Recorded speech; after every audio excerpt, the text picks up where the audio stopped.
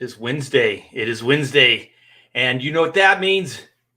It's a Pontificators night. Yes. How are you guys? Hope everything's going well. I hope you're having a terrific holiday season thus far. So far. And yeah, RT Bear here coming to you from Hack Shack Studios. And we got a doozy show lined up for you guys tonight. So we usually riff on a topic for about 2 hours. We pontificate the hell out of stuff. And we try to be as fair as possible, as fair as we can be. But anyways, you guys, give me a sign of life in the chat. I always do appreciate that. Sign of life means just type something in, let me know you're there, and then we can get this crazy show going. But yeah, holiday season so far has for me has been a ton of work. I've just been working. So tomorrow I am taking the day off, and I'm going to spend the day with my lovely lady, and we're going to decorate and probably do some shopping and all kinds of other stuff. So you just got to do that sometimes. But so far I don't think we have any decorations up. We don't have anything. So that will be tomorrow. So hey, Clint is in the house. How you doing, Clint? I hope you're doing good, man. So we got a sign of life there. So let's move forward with I don't know, a stranger to the show. He's not a regular. He just kind of showed up in the chat, so we brought him. We thought we'd invite him into the show, and it's Clint Helinski. What's up? Hey, Art. Just checking out the scene. The chat sprung to life as I was coming on board. So yeah, chat. Citizen Ronan, Jay Lee. Yeah, you got him going. Him going. I was just throwing the link out on Twitter there for everybody with the topic. There is Indy Comics to movies dead? Like where is the action? We had a good run of 20 years there of a ton of indie comic creators getting their movies or getting their comics developed into movies, and has Marvel sucked out all the energy? Has the failure of DC kind of made producers wary of comic book movies? There hasn't been that indie comic hit in a long time, and we had a good 20-year stretch there of like kind of regular indie comic movie hits, and that has really died off. So yeah, well, we're going to touch on that later on tonight. Yeah, let's get the guys into the chat here, into the live stream, and then we'll get into that. That's a great topic, and Clint brought that to the show today. And we got man, this guy absolutely loves Peter Parker. I don't know why. Peter Parker is a jerk. He's a loser. Spider-Man is an amazing character, but that Peter Parker, his whole world is just, really just cut what's her name? Aunt May loose, man. Just check her into a home and go have a terrific life.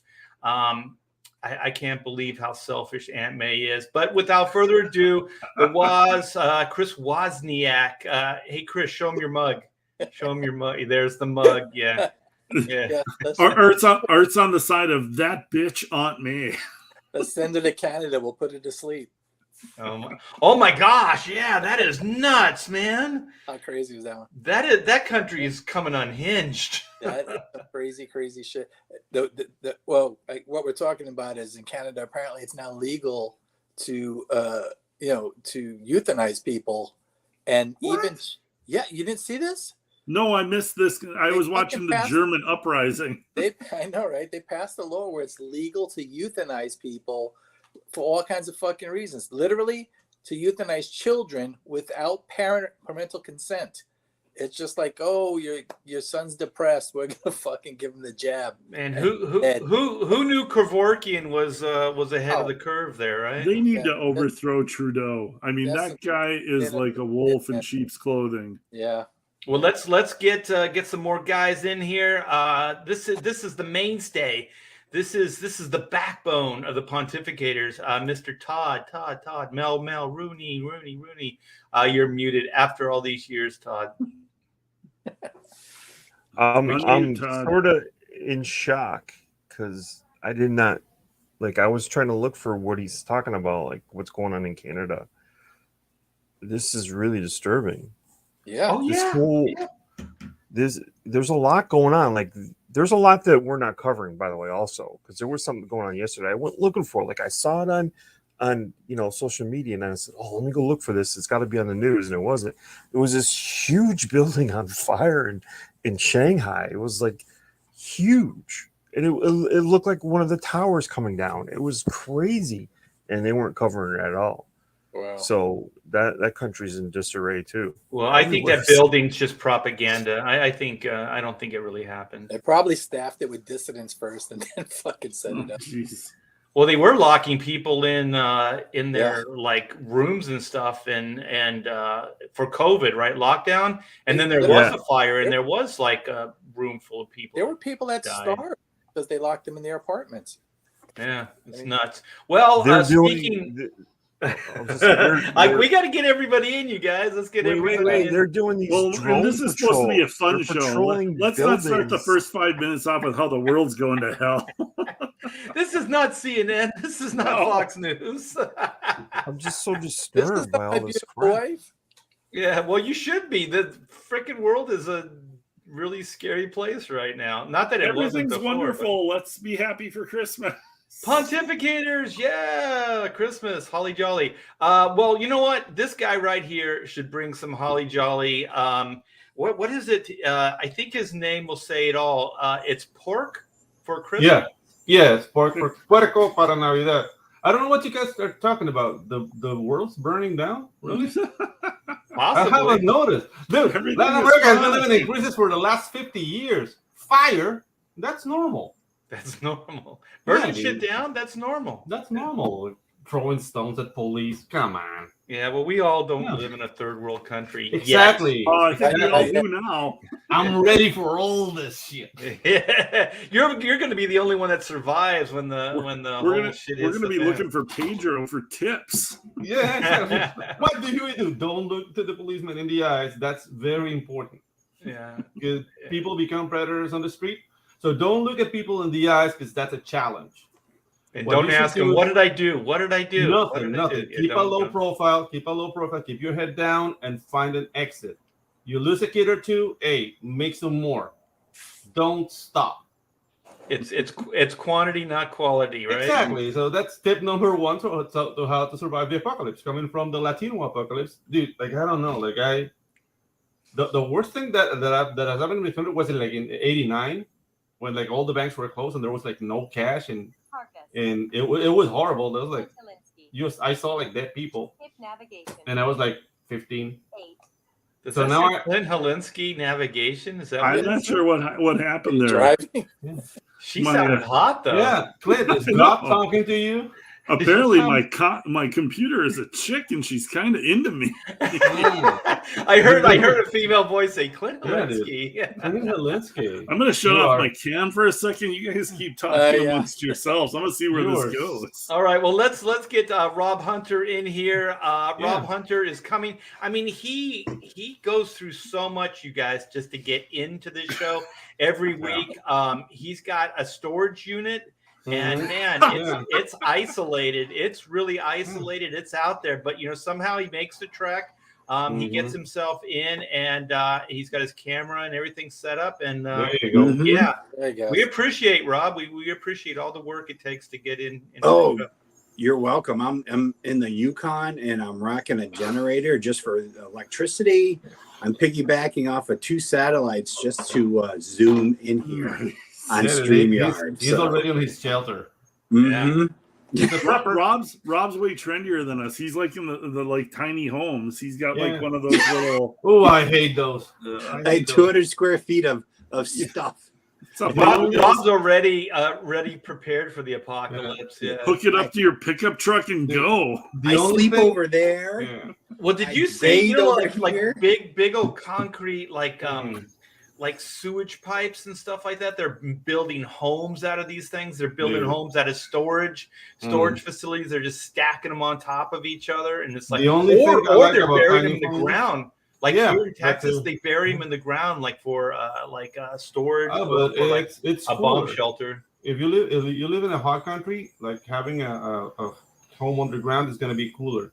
But the only thing I like about tiny homes is that they burn faster. Like I can't stand that movement. We're in a super positive topic. Yeah, it's Christmas. Little homes burn fast. Yeah, burn fast. I blame Todd. then- I blame Todd for everything. And then you can make marshmallows right next to Then that. you can make money. Little ones. Little Yeah. marshmallows. Yeah. Yeah, you don't want to make big ones. No. Yeah, that gets out of control. Oh my You guys are God, I've stuck. already lost control. All right, you guys, it's been good. Been a good show. See you next week. See you. Anyways, I hope you guys have been doing good. I hope like your holiday season has been strong. I know that Pedro's looking forward to that holiday pig. Oh yeah. Is Oh yeah. It's pork, very yeah. dead, very frozen, and very ready to go. Marinate. Yeah, we're gonna brine it. It's gonna be awesome. All right. Well, look at my dog just Mhm. out there. He's had a Over his busy day. shoulder. He's been He had a represents busy- the spirit of the show right now. That's awesome. Yeah, There you go. everybody's copping disease Yeah. on us. but you know, in the green room, I don't have any of these books anymore. Like I have a lot of books from my childhood, but I don't have any of these books. And Chris posted some of his treasury size comic books. And if you guys don't know, I mean, comics used to be really cool, and they would have these dollar books. And remember, they were in the news. They were in with like all the magazines and stuff. Mhm. The giant size DC and Marvel books. And I think they were only $1, and they were cool. $1.50, and then they would do the big crossover stuff like Marvel, DC. I think like Spider-Man, Superman, and was it like the Hulk, Batman, and and stuff like that. Yeah. Great Yeah. art. I have one question. What's that? Were those reprints or was that original material for the big book? Some of them are and some of them are not. This is the very first one. This is the first Treasury edition ever. Mm-hmm. You know, the best Spider-Man image ever, and that is mostly reprint. Was the first one ever done? Was it the Superman Spider-Man No, crossover? it's this one. This one's 1974. That's Spider-Man. Oh, okay, okay. And Superman Spider-Man, I think, is 76 or so. But the very first one was the Spider-Man one. It was the Marvel book, and then DC, jumped on. The Marvel ones were called Treasury editions, and the DC ones were called the limited collector's editions. That type of shit. Yeah, limited collector's editions. So We got a sex bot. Well, show them off, man. Show Yeah. show the books. these are actually all absolutely mint. Because they're Your freaking collection's insane, dude. Yeah, dude, look at that. I'm so jealous. these are I've all, got like, spanking mint. All of I my- had all these books too. Oh my all of my God. treasury editions are beat to hell. Oh, I don't remember. I don't dude. remember that. Look at Walt, that. Walt Simonson job. Close encounters, man. Oh, that I is remember so this. sweet. The Yeah, Christmas one's DC. great. Let me get the shine off. Christmas ones were great. They were super special because, when you were a little kid. Wait. Go back. Let me see the cover. Who are those two losers at the end of the? Oh, I know, right? Slay. That is. I can't remember who. Is they it like are. Fair Play and? It's some shit Stupid like that. Boy? They're two fucking C-list characters, and I think. I think they're D-list. Hey, C-list characters celebrate Christmas too. Oh, kind of. Aw. That's Yeah. a sweet cover. Amazing. Yeah, like DC and Marvel are so different. Like that cover is way better than the DC book. Yeah. Backside of That it, looks like an ornament. yeah, the backside of it has the reverse drawing. Mine's in a backing board, so you can't see it. The Oh. backside. Nerd. That's why they're still in good shape. A nerd calling a nerd a nerd. Yeah, exactly. These are recent acquisitions. They're all mint. So they had, 'cause I got hit by a tornado 10 years ago. I lost all my possessions. So fucking- Damn. Oh That's my pretty much- gosh, I had Or all of tornado these in books. Maine. No, in Alabama. Oh, okay, that makes sense. Yes. Yeah, I had that one. I had that. Yeah, Look at- dude, I was These are fucking Look at awesome. Nick Fury celebrating Christmas. CNN. Wait a minute. I I- didn't have that one. That's a reprint, right? Those are reprints. The Batman Yeah, and this Robin. well, yeah, this is mostly reprints. I think this one might have a like 'cause some they would throw in a couple every once in a while a couple of news stories. This one is mostly reprints, but I was like 10 years old, so when these came out, a lot of the stories in here were new to me. So Uh-huh. Oh yeah. so they were they were fantastic. Yeah, Art. Don't call them reprints. Yeah, I know. Sorry. This one, this painting. Oh, look is at that. The Office. Oh wow. Oh, I my didn't. God. I don't remember that one. I don't have. Oh, I have the Batman. Yes, that's classic. Jim Right there. Aparo. Yeah, I Uh. thought so many of my old favorite Batman stories were Neil Adams stories until I started rebuying all the old Batman shit, and so many of them are apparel jobs. Jim Aparo is a better storyteller Oh, my and better God. with drama than Amazing. Neil. So this I don't have that either. Oh, this my was God. this was a favorite from when I was a kid.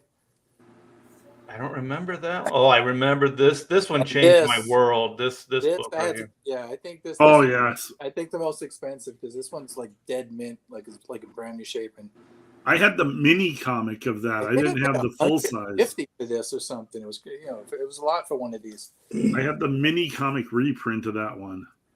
Yeah, but Ooh, look at that cover. this It's the big. classic Neil Adams. Yeah. Where does the Superman versus Muhammad Ali, the giant size, is that different than Marvel? I size? have one, but I have like a reading copy. I don't have like a fresh one.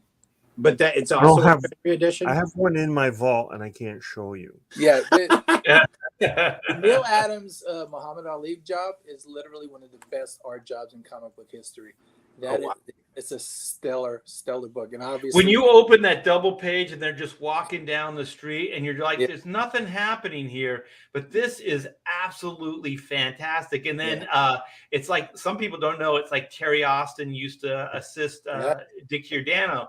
So Terry Austin did all those backgrounds and they're so beautiful. Like it's you could buy it and just look at the backgrounds and be entertained by it. That's how stunning it was. This cover, Superman, Spider-Man, this used to hang in Ross Andrews' office, and I played hooky once from school and went up to his office and interviewed him for a couple hours, and he had this hanging in his office. These are Terry Austin backgrounds, and Ross drew the book, but Neil Adams, at the time, Dick Giordano, who inked most of the book, shared office space with Neil because they had Continuity, which was like their advertising company, and so I apparently Dick just left pages there, and Neil took it upon himself to go through redraw shit, and Oh wow! It's Ross Andrew with Neil Adams touch-ups on Superman.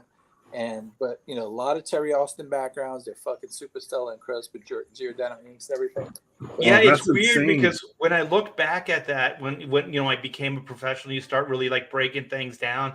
And I was looking at that and I was like, this doesn't look like just Ross Andrews. Like this, there's other things going on here. And then when I heard the story too, like you just said, with like Neil Adams going in there and just kind of like pissing all over the thing, with like his style, because you can see it, man. You can see it in the faces and stuff. You can see that there's some, because the thing is, Dick Giordano, when he inked some guys, it did in the day could look like Neil Adams. Because the styles were real similar, but in this it goes beyond that. Yeah, and actually, if you put a gun to my head, I would say that fucking Neil was a better inker than Dick. Even, I mean, he was. Yeah. Sorry, Dick. Like I love you, brother, but can you make walls bigger? But this particular job, was done almost 1-to-1. It's like the pages almost this size. They're just a hair. Oh yeah, I suppose. Than the published thing. So it's the original art for these is literally, not far. It literally. I had no idea Terry Austin was a Dick Giordano assistant coming through. Yeah, so was Joe Rubenstein. Like Dick had a lot of real, like Arnie Starr. There was a bunch of guys in the day that worked with Dick Giordano. If I was a New York guy, I probably would have, because I got along with that guy. And he was a great guy, wasn't he? yeah, I probably would have. I hung out a few times and did some artwork at Continuity, because that was just like, that's what you did, man. You just, if you hung out there long enough, they'd put you to work. You'd be doing something, you know. Dick was the guy that taught me how to ink on a light box. I didn't know anything about it, but that's what they used to do over at Continuity. And when I inked my first cover, it was a Justice League cover, and they thought, oh, he's pretty good. Let's try him out. But like, okay, maybe let's not try him out with the actual pencils. We'll give him. Would you ink on full Bristol board on the light box, or would you ink on lighter paper? I that's how I ink to this day. Okay. Unless I do something digital, but original art, I'll pencil or scribble layouts and stuff like that. I'll put it on an artboard on top of that, put it on a light box, and ink through the light box. And you just get a super, super crisp page like that. It's not dirty. There's no corrections on it. So it's kind of nice, I think it would drive a lot of people crazy, but I started out like that, so it's what I've always done, and it kind of. I think it can hurt. It can hurt your eyes, but I'm the same way, Chris. I use a light box. I have one right here. Like I use this. The new ones are really good. The thin ones, they're flat. Yeah, they're flat. Yeah. I just use it kind of like even when I'm not using it as a light box, I just use it as a lap board. Yeah, the new ones are fantastic. They're so thin, and you can adjust how bright they are. And you could tack them right to your board, and so your backside everything is all they're fantastic. But I remember like Dick Giordano, he was also like he ran DC Comics, but he ran it like a dad, like also like a mentor. Like he would just tell you stuff if he saw you struggling or whatever. And he must have the editor, like Bob Greenberger, must have been talking to Dick, and then I was in New York, and Dick called me into his office, and he said, tell me about the job. I was working on Time Masters at the time. Tell me, how's it going for you? Just like casual stuff, just talk, And then I did, and then he said, I heard like you're not really getting stuff done on time. It's taking a while. And he goes, tell me about it. And I did. And then he said, listen, you're hearing this from me, so take it to heart. He goes, there's jobs you do for love, and the jobs you do for money. And he said, you're too heart and soul into this project. And he said, you need to remove yourself from it. And he goes, just take our money. He goes, just take the money. And I was like, oh shit. And of course I didn't do that. I had to, keep doing stupid things before I learned the right way to do it. But it was good advice, because it's an assembly line. You kind of have to keep moving forward. You have to get things done on time. And if you can't, then there's really no use for you. Yeah, he was great at mentoring things. He would just do that all the time. And to hear it from a guy who'd been through it and knew exactly what you were doing, and like had that experience and was kind of trying to open your eyes and being like, hey, this is still a job too. Like, let's just get shit done. Let's get it done. Yeah. That's what comics today is missing so much of is people like that. Yeah. Well, at some point you kind of learn like it is monthly and it's serialized, and that people are relying on the next issue to tell the story, because it's not just a one and done. There's multiple books. I want to ask you, Rob, when did you break into like the mainstream? What year was that? I always think of it back as like 1995 because I worked on Cable X-Force 95. So probably like 94. I'm sorry, what? You started on an X book? Well, I started in the 90s. Holy shit! No, I started on. I helped out on an X-Men issue, and it's kind of funny. I was up at Marvel showing my stuff off, and I knocked on a door, and that's like cardinal rule: don't knock on any doors; they're closed on purpose. Yeah. Well, I knocked on the door of an editor who was going to MTV the next week. So she just needs someone to ink 3 pages because Bud LaRosa was inking like $5 at the time. So I got to ink 3 pages on Casey Jones, I think that's his name. And then from there, the new editor just goes, Rob is trying too hard. We'll call him up every time we need 3 pages for Steve Sprouse. So yeah, I started out on X-Men that way. Wow. And So who was the I made editor? all the mistakes. It was Bob Harris was the editor, right? Is the one that said on Bobby X- Chase? no, this was X-Man. Remember the Steve Sprouse X-Man? It was Oh, X-Man. But I thought that X-Man. was still in Okay. the X-Men office, though. Yeah. So this was Jay Gardner. I think Jay Gardner. Oh, okay. Maybe. I never worked for Jay. Yeah. So I made a lot of mistakes in that office, like saying turning down like a raise and stuff. So, What? well, it's because I was going to Gambit, a new X book, so I thought I'd get a better raise if I asked for it with a brand new X book, and that's when Marvel went into bankruptcy. Raise. They just say here we want to bump your rate, and you go no. Yeah. Do it. Yeah. Who's I ever just- said that? All I right, had no Rob. clue. I was like, Nobody ever accused comic book artists of being good I businessmen. know, right? Here we are. Yeah. That's the nicest way I ever heard something like that put. You know. And then since I didn't get my raise, then I was a little grumpy. So Mark Powers would always like try to shoot me Wolverine pages and stuff like that, and I was always behind on Gambit. So it turned into a big mess, unfortunately. Well, it's the reason I did bring it up is I was like thinking like you didn't get the Dick Giordano no. like lectures or anything like that because it seems like you could have used it. Yes. I got into the door because guys like Art left to go to Image. So that was, they're like, oh, There was a vacuum. Yeah, there was. Yeah. Exactly. And I was right there going, hey, what about me? Yeah.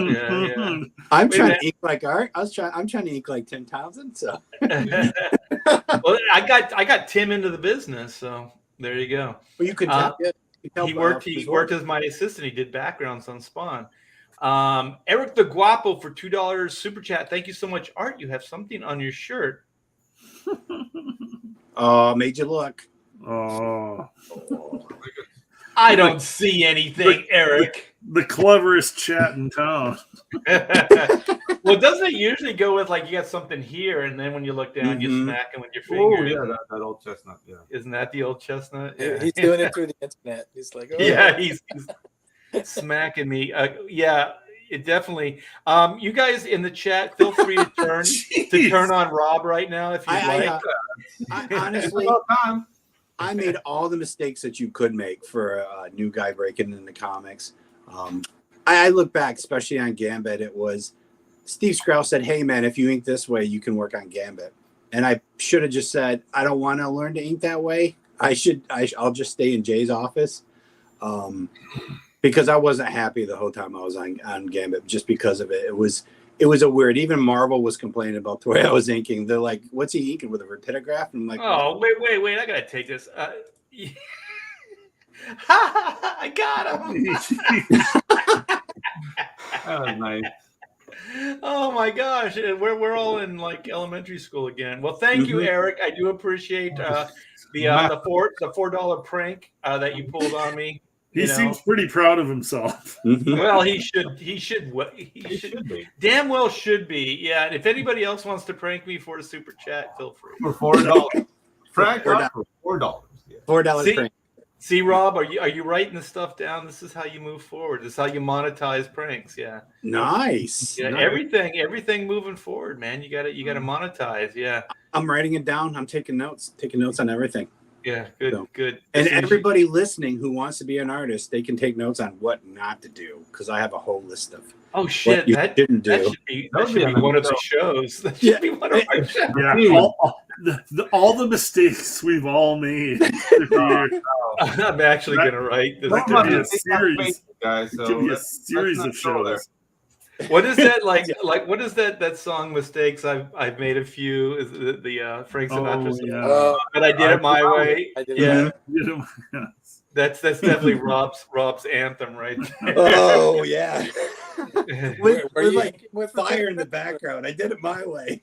as you're It's burning. falling. Yeah, Yeah, it's burning down. So Okay. I still had Um, fun though. It was still yeah. a blast. Comics are a blast. So Yeah. no Well, matter whether you're blowing shit up or burning the bridges. or not getting paid that raise. I've never heard anything like that before. Here, can I give you some more money? No. Oh, I did No. it in Krypton too. No thanks. No, he's very polite about it. No, thank you. No, I'm good. you'll push me into a higher tax bracket with my trust fund, so I've got to decline. Oh, okay, Adam. Adam, did you hear Rob's story? Like he's declining money. I can't say for sure my internet's going to work, but it'll be funny if it doesn't. Okay. Yeah, as a publisher, we always try to give creators extra money that they weren't entitled to, especially when they're late. I'll give you the other side, because you can't just go one side where all the creators are amazing, they're never paid enough.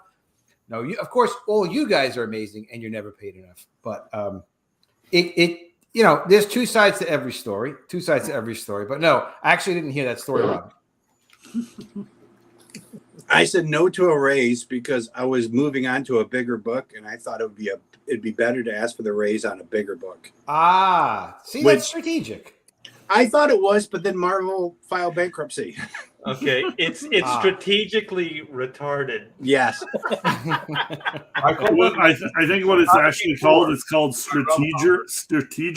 Strategery. George Bush invented Strategic writing. How to blow up a career while you're in the X office and everybody wants to work with you. Well, the good thing is you have some crazy talent because you were able to sustain, even the self-sabotaging of your own career. I just bounce. I just bounce from one thing to the another and just be like, okay. Yeah, oops. You're a talented mofo. So thank you very much. Freelance thug You life. should write a book called Ramen, like the diet of a artist. Where's comic book? Isn't comic book Bob the key thing that keeps everybody on track? Yeah. This is He's going to noticeably absent. Yeah, this is going to be a clusterfuck because I suck at it. So. Did you have topics in mind? There's a couple things I actually wanted to ask you guys about. We do have a couple topics, but yeah, Cool. Comic Book Bob usually keeps us in line, but it's a little under the weather tonight. So Okay. So He will be- I can, if you want, Art, I can attempt to try and keep us online. Anyone but Clint. No. Did we do the treasury thing? So we did the treasury thing. Yeah, we did the treasury thing. So now it's Adam. If you had something. Well, yes. Last time we were talking last week, somebody had brought up, we have to figure out like are Comicsgate creators judged by everyone else, or are they judged like individually? Todd did that.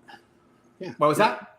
I said Todd. Todd was talking about that. Todd, we kind of ended the discussion with a little bit of like, I think, and we can go to Todd on this, and he's muted right now. But it was a little bit of like, can Comicsgate go under one umbrella, kind of like an Image thing, or should we all stay independent? Would it be better for us to like? That's kind of not what I. Okay, I'll let you speak for yourself now that you're unmuted. Now we're completely off topic, but anyway.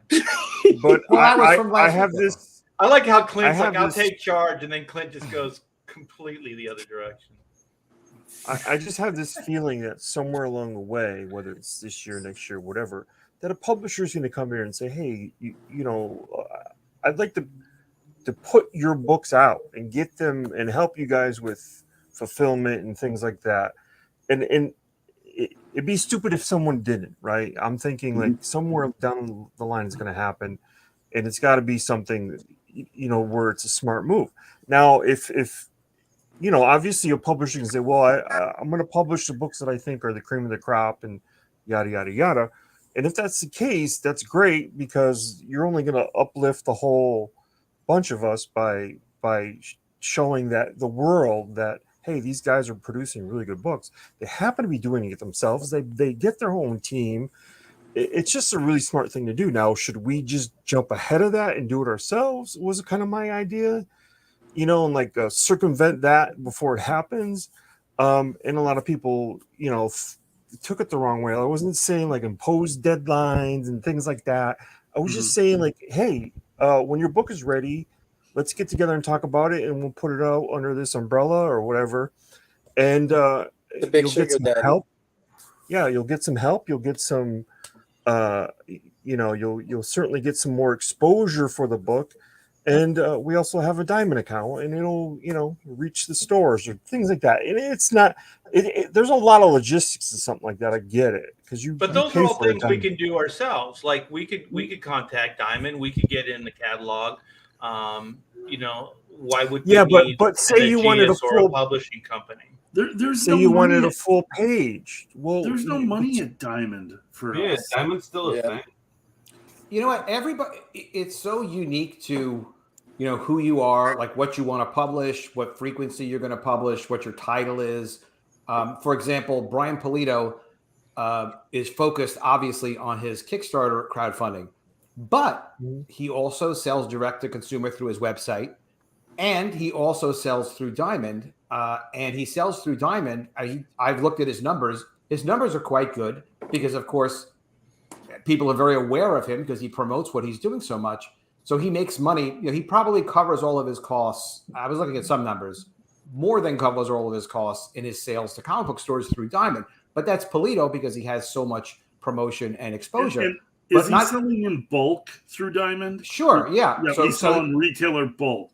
Yeah, he'll sell in bulk. Like, the normal thing with Diamond is they take 60% of whatever your cover price is. But he also has some special edition covers. You buy 25 copies, you get one free. That's a whole separate game. But he's got a market awareness for Lady Death. But what's great for him, which would be great for actually probably anybody who is very big in Comicsgate, is all of those customers that spend $4.99 and get an individual Lady Death book have the opportunity to then see, ladydeath.com, the Coffin Comics store, and then get pulled into his system of hopefully funding his next crowdfunding project. And he averages, I haven't looked super recently, but something like $100 per sale. So even if it was just completely break even or even a slight loss for him to get into comic stores, because he's doing Lady Death on an ongoing basis, and because if you ever get on his mailing list, you're going to get like 8 or 10 some emails in a day sometimes. So you either love it or you hate it. You hate it, you get off the email list. But he's just constantly marketing to you and giving you updates. So for him, he's bringing in new customers. I completely understand that as individual producers of comic books. But I think what Todd was saying, were you saying like an entity coming in, like a publisher or something like that, kind of putting structure and bringing in IP and then publishing under an Aegeus or something like that? Is that what you were talking about, Todd? It could be many different versions of that way, but yeah, I mean, if a publisher thought, hey, look at the market share they have now. I think with, of course, you're going to have an ego to do something, but I think I could get them more market share. I think I could help them reach a wider audience or whatever it may be. And I'm not talking about the Ethans and the Malins of the world, but there's a lot of other good books beyond that tier that you would think someone would come in and say, hey, let's organize a little better. We'll like an imprint. create make a YouTube channel of the imprint. And now we're off to the races with getting more isn't that a little bit crossover customers? That's the idea, right? You have 1,000, and maybe I have 1,000. Then we're viewed as part of this imprint, and so maybe someone else who has 2,000 comes in, and we get 5,000 or 500 of theirs. Now we got 1,500. You know what I mean? It's just more of a. You're trying to create a bigger sort of empire by giving the customer the feeling that there's a lot more product coming out. If you look at it this way, it seems like you get a book once a year from this guy, but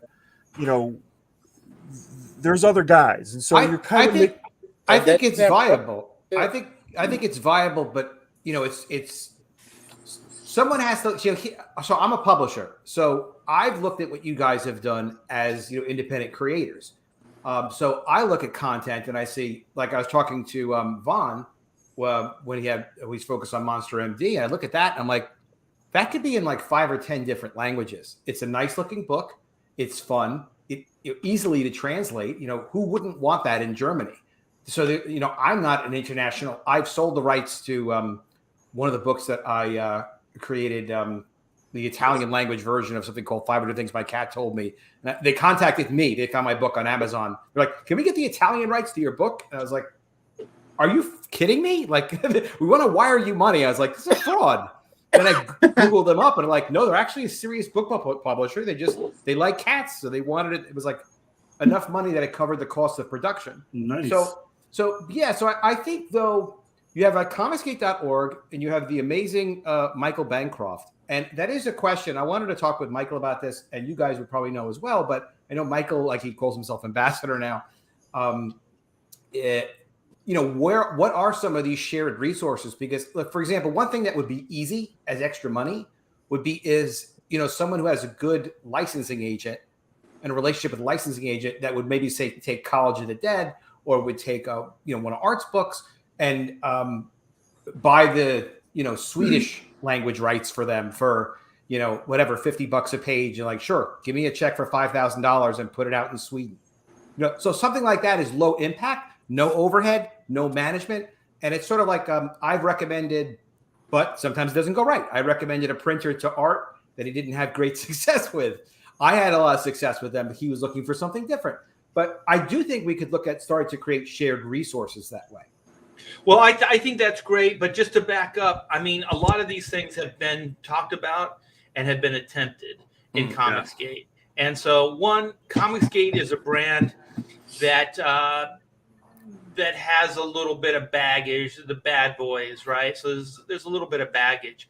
I had signed a deal with an animation company. It was a great contract. These were players in the industry, and we were developing the show. And then as things progressed, I was actually bringing Pedro in on it, showing them Pedro's animation drawings, stuff like that. They were digging it. And then the guy started getting distant from me. And then, I finally asked him, so what's going on? He goes, well, I got a lot of family stuff, like one of those, like it's not you, it's me, like a breakup kind of, conversation. Oh. And so, the closest I could figure is that it got a little too hot for him. There's a little too much toxicity there with the Comicsgate thing. And so the thing is that we all have to kind of keep in mind, and there has been more of this. I mean, Kickstarter has bounced some CG people from their platform.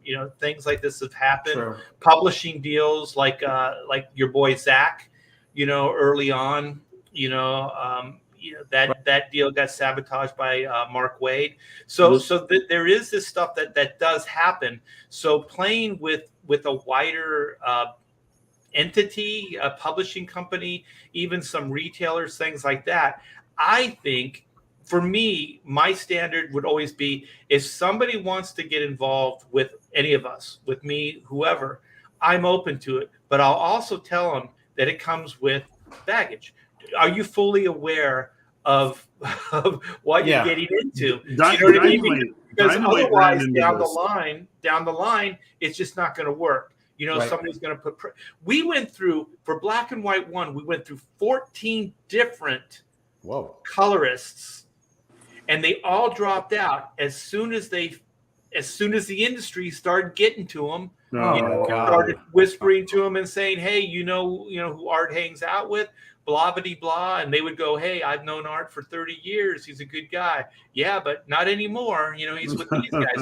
So there is some of that exists. Sure. So I've done some cons since I've been in Comicsgate, but they've been conventions where these guys understand what Comicsgate is. You know what I mean? Yeah, you got to be upfront. You know what? I just I've been really wanting to ask this question, so I apologize for monopolizing. But so this leads into my question of what is going on with shadow banning with Indiegogo? Yeah. And so, I mean, a lot of CG people are banned now. Yeah. I have no idea. We had Camel Moon on, and I thought that he had a good observation. He said that he thinks it's a technical thing. I think it's more of a poorly run operation than anything insidious or sinister. Run operation. It's a company that wants to be sold, and they're minimizing personnel as much as they can, and they're automating a lot of stuff. They're trying Yeah. to expand and cut personnel at the same time, and Okay. They're trying to be profit. They're trying to make the company look good, so they're trying to clean it up. They're trying to show profit, and I think they're trying. Personally, I think they're going with a more automated system. So they're probably downsizing actual, physical people. So in other words, if someone flags one of our campaigns, 15 times, it'll automatically not get promoted, and no one's going to review it. I assume something like that, but nobody really knows actually. But for me, I try not to go with the most kind of crazy or outlandish or like paranoid kind of view. I mean, the reason why I'm asking is I came across an article. Clownfish TV has a great website and YouTube channel, and they did an article on it. And I'm kind of like, I don't know enough about it to do a video on it, but I read their article and it was like they pretty much everybody but Ethan seemed like they were banned. Well, Ethan's been I don't know if I should say, but. Yeah, I think eventually it'll probably happen to all of us. Well, better not. This doesn't have to be brought up public. No, the reason I'm just like John Della Rose did a video saying that Ethan was banned. I like that took me a couple of hours to just process that mentally. Is like that's not even possible. But so I just went down to show you that it's not about money. It's not about any of those things. Like I don't think it's personal. I think they're trying to kind of streamline their operation. Okay. And the comic books in the big scheme of their platform doesn't make that much money. So, they're probably going with the least amount of resistance, the easiest way that they can make money. And if you want to play in their sandbox, you're going to have to play by their rules. Right. The thing is, it seems counterproductive even for them if they're not going to promote, but it might just be a glitch. I don't really know. I know. And this is where the individualistic nature of Comicsgate, I think, plays in more and has created some of our success. Where we were talking earlier about being under one umbrella or like working together. We are working together, but we're working together as individuals. Like looking at what Mandy is doing right now, and looking at what Eric July did. Like there is other options, and like guess what? Anybody who is doing this right now is looking hard at those options, and they're viable options. There's success there. And that's truly independent. If you guys don't know, they're not going through Kickstarter and they're not going through Indiegogo or an established crowdfund platform. They're actually creating their own platform and taking funds through that platform. Yeah, that Michael Bancroft is about to launch his project that way. I think I'm looking forward to Bancroft's. Yeah, that's going to be cool. Mandy's had great success with Jack the Ripper too, and obviously Eric July goes without saying what he did. Yeah, that was what he did was brilliant. Like that, I was so impressed. Also, that he had the book done in advance so that he didn't have to stress. No, he's not messing around over there. Yeah, and he got Cliff Richards to draw it. I love Cliff Richards. I love Cliff Richards. He kept me from working on Buffy for a long time. Oh, did he? He was so good. Yeah, I worked with him on the Huntress miniseries. Yeah, it's good stuff. Oh yeah. I love Cliff Richards stuff. But yeah, like I think it's still up in the air. One of the biggest problems that I'm hearing with Indiegogo right now is just there's not a lot of I don't know if it's transparency or there's just not a lot of human contact. So people are having a hard time contacting human beings and stuff like that. And that's why I'm also thinking that it might be more of an automated system. Yep. They're going with more of an automated system. So because they're getting replies, but they're just not getting to talk to anybody, and so the replies are just kind of like standard kind of, But this also shows like the strength of the idea of Comicsgate is interact with your fans, be a community. It's like the platform we're using is starting to fall apart, but if you have that connection with your fans, you built that audience. You're on your YouTube shows. You're on social media, you're staying connected. You can let them know where to get your book. And guess what? Comicsgate will follow. Like Comicsgate are diehard fans looking for good entertainment in comics. And that's where opening these storefronts online, guess what? If you had solely been dependent on Indiegogo or Kickstarter or something, and something like this happened, or you got shadow banned, it would have crippled you. But like having this diehard fans, having this community, having what Comicsgate has become, there are other options, and There's I mean, real it's pretty alternatives. freaking cool. I want to also just tell anybody, if they want to look into it, the way people are doing these crowdfunded sites, it's all the same company, it's all the same format. It's at Shopify.com, and it has you set up a store, and then you get an app for crowdfunding. The Shopify store will cost you $30 a month, plus or minus. I don't know what the fees are for crowdfunding. It's not going to be like 5%. It's just you're processing your credit cards or PayPal. Your credit card processing fees. You're in for $30 a month, and then you have a crowdfunding site. Oh wow! Okay, I didn't know it was through Shopify. Yep, it's through Shopify. Right, there's probably other benefits to Shopify as well, but okay, Todd has his hand up. Let's there's two things I want to say. One, there's a new crowdfunding, and I saw it on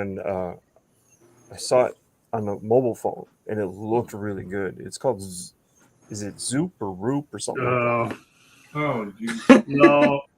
Sorry to shoot the mobile edition looked good, the way it flowed and everything. So you haven't tried it, right? You've tried it, or you haven't tried it? It's the chick from Kickstarter that tried to shut down CG on Kickstarter. Clint just Caesared you, man. Anyway, that Zang or something, or that's her. Okay. Yeah, that's her site. I want to say is 700 backers is not like, you want to be in the thousands, like 5,000 up. 700 backers, you're looking at it and you're going, oh, this is great, and it's not. Look, 700 backers is like your neighborhood. You know what I mean? It's you gotta. There's gotta be a way to. There are comic book fans out there, whether they're left leaning, right leaning, doesn't really matter, that want great product. There's a lot of good product being made, and we need to see number. Like, we got to do something so we see numbers that are in the thousands. I'd be thrilled to have 700 backers. I have an answer to that, but I don't want to talk about it just yet. Oh, come on. Okay. Rob. Is it pornographic? Rob, you cannot go back to stripping. That's not going to help. Yeah, that's what I was thinking. There's sex involved. I mean, as long as you're nimble. Since I hurt my leg, I can't do it. I just can't do the same moves. Well, tell us when this is over in the private chat. And tell us about this stripper pole and how we can augment some of our. It's all pole. It's all pole, baby. But the thing is, this is the most frustrating thing, and I have very little patience. I'm just going to throw it out there. I've been doing this for 40 years, and so I hear a lot of people saying, like, comic book shops, retail, all of this stuff, and I'm like, this is the old business model. I'm not saying we don't do it. I'm not saying that at all. But I'm just saying it's not going to be the savior. It's not going to be anything more than it was. I mean, I published, what did I do? I did 7,000 of Chrono 1, a black and white book through Image Comics. We sold 7,000 books. If we sold 7,000 on Kick, I'd be rich right now, right? 7,000 books, and we broke even. We broke even through Image Comics. 7,000 books. You're getting cleaned out by the distribution and the comic shops. Yeah, also, and by the publishers. Yeah. And so the thing is, it just doesn't make a lot of sense. I've been looking for an avenue like what we have right now for 25 years, since Image Comics, since 94. And the thing is, it just hasn't happened. Nothing's been viable. Nothing makes financial sense. This makes financial sense. Mm-hmm. So I think I got a pretty good handle on this stuff. I've usually, for 40 years, I've been where things are happening throughout my entire career. And so right now, this is where it's happening. Not even just crowdfunding, but CG specifically is where it's happening. So for me, like I'm with all of you guys. It would be great if somebody could come in, but they'd have to already understand what we are and what we stand for and all that stuff. Like, but I'm not thinking of a publisher as much as like Adam and I've talked about this years ago, just like somebody to come in and maybe manage things like where we could all kind of like especially overseas shipping. Like if we had a printer set up in Europe or wherever it is, and so then we could just kind of put our orders there, and then we could have European distribution, printing and distribution all on that continent. And so we would save money and time, but we would also save the consumers, the people that are backing us. We'd be able to save them money. And those are the things that really make sense to me moving forward. And for whatever business was running that printer and distribution shop, we'd all run our books through there. So it'd be more business for them. And then they would get a percentage of whatever it is. And you could separate the printing and distribution easily. In fact, I did a video presentation about 2 years ago for Ethan and John. I'm not sure if Ethan looked at it. I think John checked it out. But I found a company, and I think a couple of other people have talked about this since, that what they'll do is, let's say you're shipping to Europe. They will consolidate all of your European shipping in one big skid, one big pallet. Yeah. It goes into Europe, and then it's shipped locally in Europe from Europe, so that you're paying last mile, so you're paying from one short location to another, 30, 40 miles or something in Europe, rather than sending each one individually from here to Europe. It is much cheaper. I also did my first College of the Dead. I printed digitally through Lulu Express, and it was a small campaign. I think we did 5,000 on it. And it was cheaper to ship to people in the UK than it was the US, because their postal rates are actually very low, because they actually physically originated in the UK. So it was like, it was odd how it all worked out, because I had no idea how it was going to work out till I tested it. I'm like, well, we'll try it. If it doesn't work, then I'll just have to do it, differently and do it all individually. But it's also a different product when you're sending it that way. But we could do something if we did have, for example, a printer that we liked, that's something nice to be able to consolidate and buy group printing. But just the distribution thing of like, well, we're all going to send 2,000 pounds, or once a month, we're going to send 2,000 pounds to the UK. We're going to send 2,000 pounds to Germany. Things can be redistributed at points in Germany by companies that already do this sort of thing.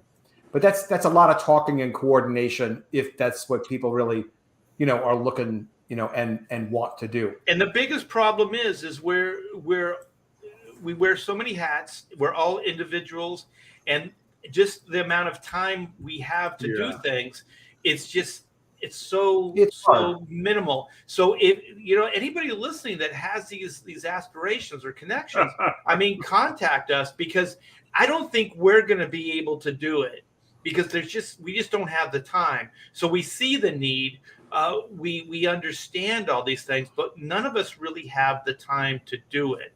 So that's the biggest problem is just the time. That's what I see, because the thing is, it makes business sense, but also if somebody did come to us and had a business plan and said, I can do X, Y, Z, and then it makes sense, and then just pitch it to the CG. I mean, not everybody's going to bite, right? Yeah.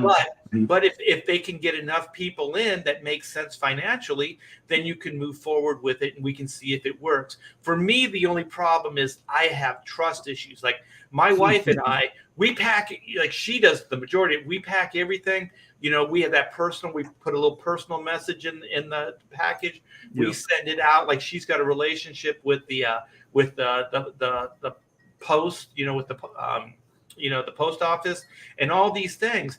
And I just think like it's going to be a little tougher, because you're going to have to trust like somebody in Europe, or you're going to have to trust somebody, with this stuff, because the thing is, your word is all you have. So your word between you and the backers is all you have. So if you tell the backer, like, oh, this guy in Europe effed me over, That's not going to fly. No, you Yeah. can't tell people that. Yeah, you can't can't tell do people that. your personal problems or your bit. It's like you make a promise, you have to keep the promise. No whether matter you're what. doing- yeah, Did I get my that's it. comic or did I not get my comic? Right. No Right. reasons, no excuses. Just And thank they shouldn't. yous They and- shouldn't have to care. You know, they Right. they Yeah, back the book. exactly. That's, Exactly. yeah, and they should get the book.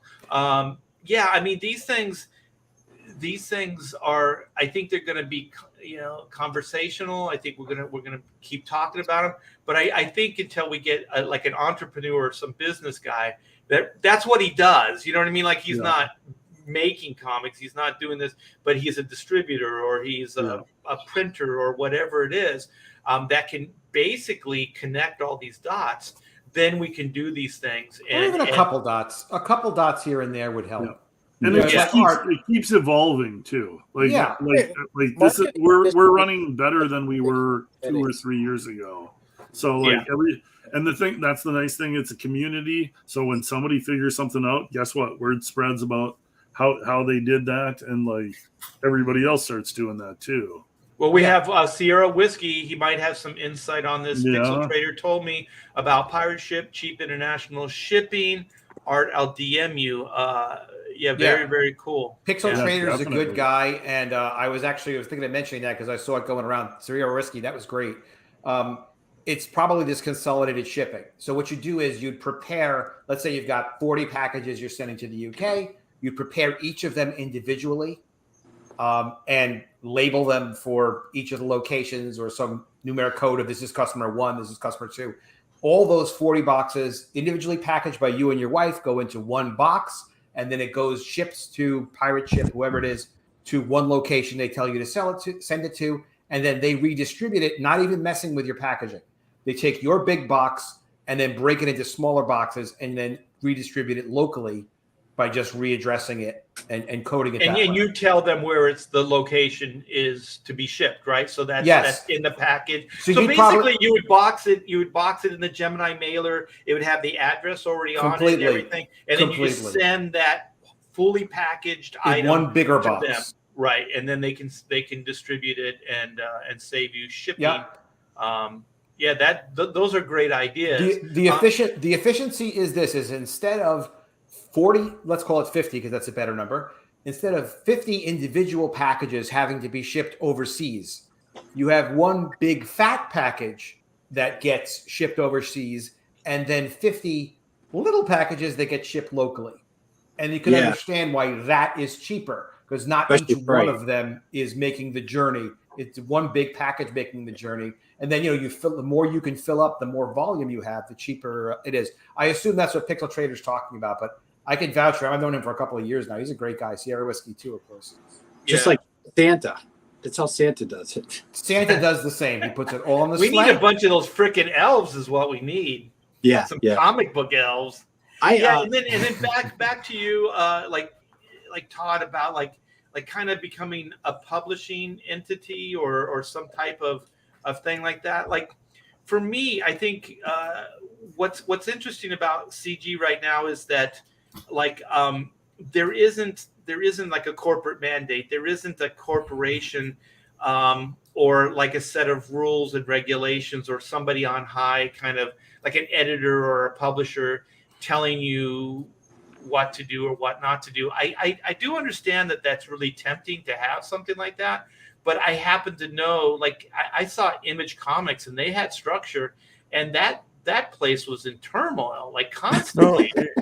It never really ran that smooth. So to be able to rally like Comicsgate individuals together and have them be beholden to some entity, I don't think it's going to happen, man. No, you shouldn't have to answer to any entity that you're hiring your own team for. They're just facilitating some of the logistics that you talked about, right? So, but it's not a publishing. But would it be like a publishing company? Well, it could be a hybrid of a publishing company. It could be many different things. But the idea comes from, you look across the board, you see the numbers. They're dropping. Some of the people that have record campaigns, their numbers weren't the same in their last campaign out. Well, if you're comparing it right now, I mean, we're in the midst of a recession, and the holidays, and I think before we say it's the sales dropping, I think there's collectibles have gone up. Collecting collectibles has been one of the things that's gone up during the pandemic. Well, collectibles, not pandemic. I'm talking about the recession. Well, during the recession, I'm putting the two together.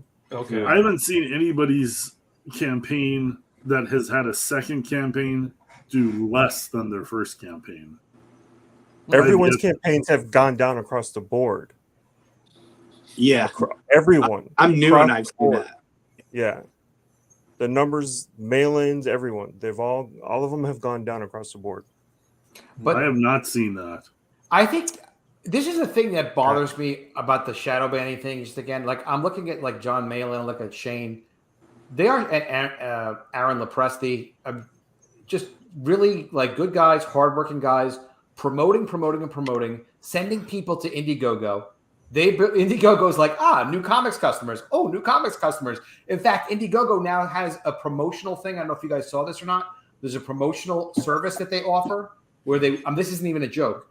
They will send emails for like $500 or $1,000 or something like that to help promo your campaign. This was going around on the web. I'll send you a link if you want to see it. I think I have the link. But, you got like John is on all the time. You got guys on all the time promoting, sending customers to Indiegogo. And now if you launch a campaign, you can't access that, other people's customer base if they're shadow banning you. Plus, they're not letting people do, what do they call it? The after campaign where you leave the store up. I can't believe I can't even think. In demand. In demand. Yeah, they're not allowing in demand for shadow ban campaigns. So it's like what Michael is doing, setting your own crowdfunding platform. It sort of seems like what you need to do. But what I found is promoting is so important. There's promoting to your customers, and then there's potential customers, but then there's also promoting to other influencers. So when I do my next campaign, hopefully people will be interested in supporting me at the customer level, but also at the influencer level of people that have platforms, and we all want to cooperate. And that's something you have to kind of earn on your own. And there's no way to buy your way out of that. People either like you and what you're doing, and want to support you, or not. So, well, Rob told me he's going to start bringing that poll into the live streams, and he's going to start stripping for the customers. So, yeah, that's one idea. No, I'll have to move to the big room for that, though. The big room. Need a lot of room for my acracrobatics. That's for sure. Yeah. I'm a big guy, and I start swinging. I saw the video. It would be fun if it's in the shed, man. But you're right, Adam. Like for me, like I really think like retail is attractive, and I've heard the story about like retail, but I just don't see them being as viable. And I don't mean to like diss retail or anything like that. But if I did retail, I would look at retail as just it's an advertising budget. Like I wouldn't look at it. It's just exposure. I wouldn't be looking at it as a way to really make any money. I would just be like I'm going to write this all off on my taxes. If I make any money, then that's icing on the cake. But I'm not going to put too much effort into it, and I'm not going to put too much, effort into it. But like really, what we all need to do is to try to find things that we can tap into outside of CG. Like fandom, bring that stuff into comics. Like early on, Ethan, his whole mantra was always like, I have Star Wars, like his Star Wars Captain stuff. Marvel. Yeah, so he was tapped into Star Wars, and so he would tap into that fan base and then bring that fan base into what he was doing. I tried to do that with Kiss, but then I found out that Kiss just isn't really that popular. And that happens. It's not 1973 anymore, Art.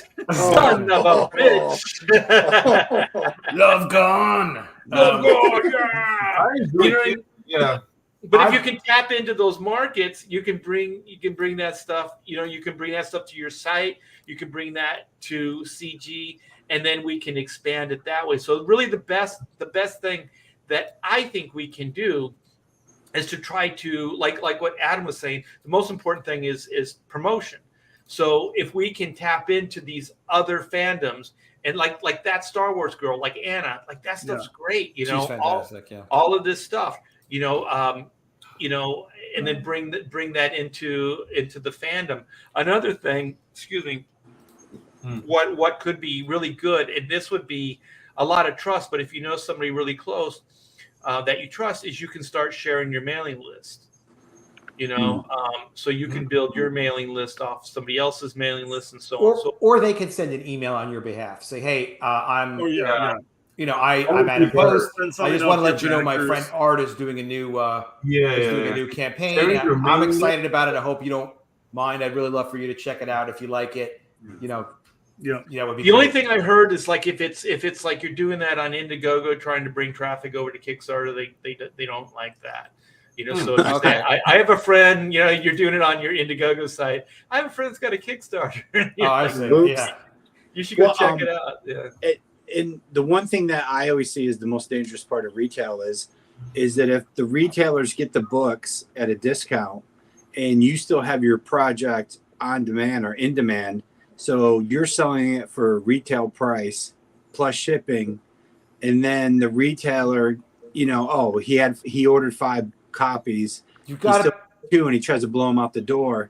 And someone looks at it and goes, "Wait a minute! How much did I pay Art specific? You know, I bought this straight from Art, now I can get it cheaper in a comic book store." Yeah, you'd have to do it as like a direct market version of the book. You'd have to do a scaled down version of the book, or like most of us do, like, I don't know, 60 some odd pages of content. So you could break that down into 3 books, like 3 floppies. That's a good idea. Worth of content, and then you can bring the price down. But you should always, if you're going to do any of that stuff, you should make sure that your backers get their book before you do anything. Don't, because like Mitch Bratweiser kind of got himself into a situation, and you don't want to do that. Like, you know, honor your commitments, and then go in the other direction. I just wouldn't expect much. And like I said, for me, if I did do it, it would all be just for advertising, you know, just to try to build, you know, stuff like that. I think what else would be great, just to Todd's idea, if we could organize as kind of a publishing company, is we could run ads for each other's books, you know, stuff like that. But, you know, we would have to be way more organized than we are. Coordination, at this point. I was also thinking this. I know Billy Tucci has had a lot of success with BackerKit. So BackerKit is something, I think he's integrating it through his Kickstarter campaigns. But basically, it's this great upsell tool where you've done your campaign, and then you basically force people and say, listen, guess who's not getting their stuff unless you go through these windows? So you force your customer through those windows to confirm their current address, and also offer them other opportunities to add things on and buy extra stuff. That's very useful. But I was also thinking, like, boy, wouldn't it be cool if I was doing campaigns on a regular basis and I had relationships with other CG guys where I could say, hey, if you haven't gotten Art's latest book, I have copies of it right here. You can pay full price, and you won't have to pay for shipping if you didn't get a chance to get that book yet. You know? So I could at least promote my friends if I know I have the printed book. And I don't know that I can sell a lot of them, but that's the kind of spirit. And then also, if you guys have dealt with shipping, to add 1 extra book usually isn't a problem, unless, again, we're international. So we probably have to solve the international problem first. Because 1 extra ounce or 2 extra ounces international, and you add like $15 to the shipping on that 1 package. It's always the foreigners making it difficult for everybody. So, Rob, when's your next strip stream? Oh, that will be at 10 o'clock when I got to bow out of here, and then strip stream. And you go to the big room? You're on the late shift. Yeah. The poll room is what I like to call it.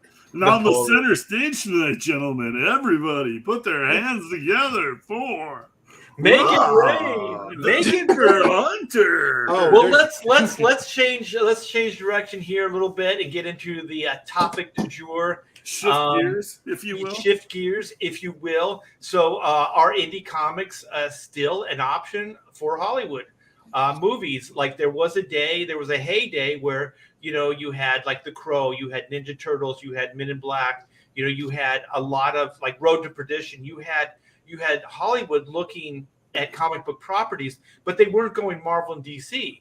They were looking at independently published comic books, The Rocketeer, and make those into matinee, or what is it, like popcorn type movies. And so Clint had this idea, so I'm going to let you run with it. Sure thing. I mean, you covered it perfectly there. I shared a screen, and the reason this popped into my head is because this is the most recent. Yeah, that's fine right there. This is the most recent that I can think of, like indie comic. Although Mark Miller, he's an old pro through Marvel, but created his Miller World universe, and then sold it off for big bucks to Netflix. And this is kind of the most recent, like, big deal indie comic thing that I can think of. And quite frankly, it kind of landed with a thud with their first superhero series on Netflix. And for the life of me, I can't remember the name of it. That's how bad it was. Mark had The Kingsman. Yeah, and then what was the Top Cow book that he? Kingsman Wanted. Yeah, that was with what's her name? Angelina Jolie. Yeah, he had like a good record, and I think that's why the Netflix deal happened for him so easily. Is he had already had a couple of his comic books turn into successful movies. I think it was it Brian Vaughn was the director. Clint, excuse me, were you talking about Jupiter's Legacy? Yeah, Jupiter's Legacy. That's the title I was trying to think of. It was slow and boring. That's why it was a thud. Yeah. And it was. They did a terrible job. It wasn't the best material that Mark had ever written. It was slow and boring, exactly like you said. But like that was probably within the last 3 to 4 years that came out, I would say. Yeah. And like that's the last indie thing. And now Mark's talking about his new properties, but I'm wondering like what interest Netflix really has in even developing any of them into movies after this. Because I mean, it was a whole season. They had to have sunk a ton of money into that. And I mean, that tanked about as hard as something could tank. Well, IDW, do you consider IDW indie? Because absolutely. Lock and Key and Lock and Key, that was successful. Yeah, which is awesome. We love that show here. Yep. So, even though it got a little. I mean, Stephen King's son, so I don't know if I necessarily consider him indie with the money behind him. Yeah. It's he's indie and IDW's indie, but there's a lot of finances behind the scenes of that already happening. I mean, Stephen King's son is going to get his foot through a lot more doors than just some comic creator that. Oh yeah. Came up with like a fun. I didn't want to pay Elon Musk $20, so after I don't know if that money's there. After this year of the movies that did come out in the like Netflix or streaming shows that have come out, I think I'd rather Hollywood, if they called me, I'd rather it was like for Netflix or Paramount for a TV show than a movie, because you just see how they just either agenda-size the movie, or they just chop it to pieces and then say it costs $200 million. The thing is, I think the Netflix, the streaming services are custom made for comic book type of properties. Yeah. The thing is, like Disney's gonna fuck it up for all of us, because they already have the properties that have been serialized in the past, and they can't make it work. By the time I mean, they're just gonna kill the format, because they're already talking about you can't binge watch them, because they're losing money. So they're only you can get one episode a week, just like regular TV and stuff like that. So they're screwing up what they created. They created this great, I mean, case in point, it was one of the best family experiences I had. And it was Stranger Things first season. And we had no idea what this thing was, but the whole season was on, and I swear, my daughter was late to school the next day, we stayed up and we did watch the whole. Well, we didn't watch the whole season, but we watched like a big chunk of it, and then all we could think of is the next night doing the same thing. I think it took us 3 nights of binge watching the whole series, and I'll tell you, it was a great experience. And I was thinking, just like you, Rob, it's like custom for comics. It's better than TV, because TV is like weekly. This is like you could watch it all at once. Yeah. You could watch it every day. You could watch it at your leisure. Like reading a comic book anytime you wanted. But there's just nobody creatively that knows how to freaking do it. You know what I mean? The talent just isn't there. Guys, okay, so Stranger Things was a hit.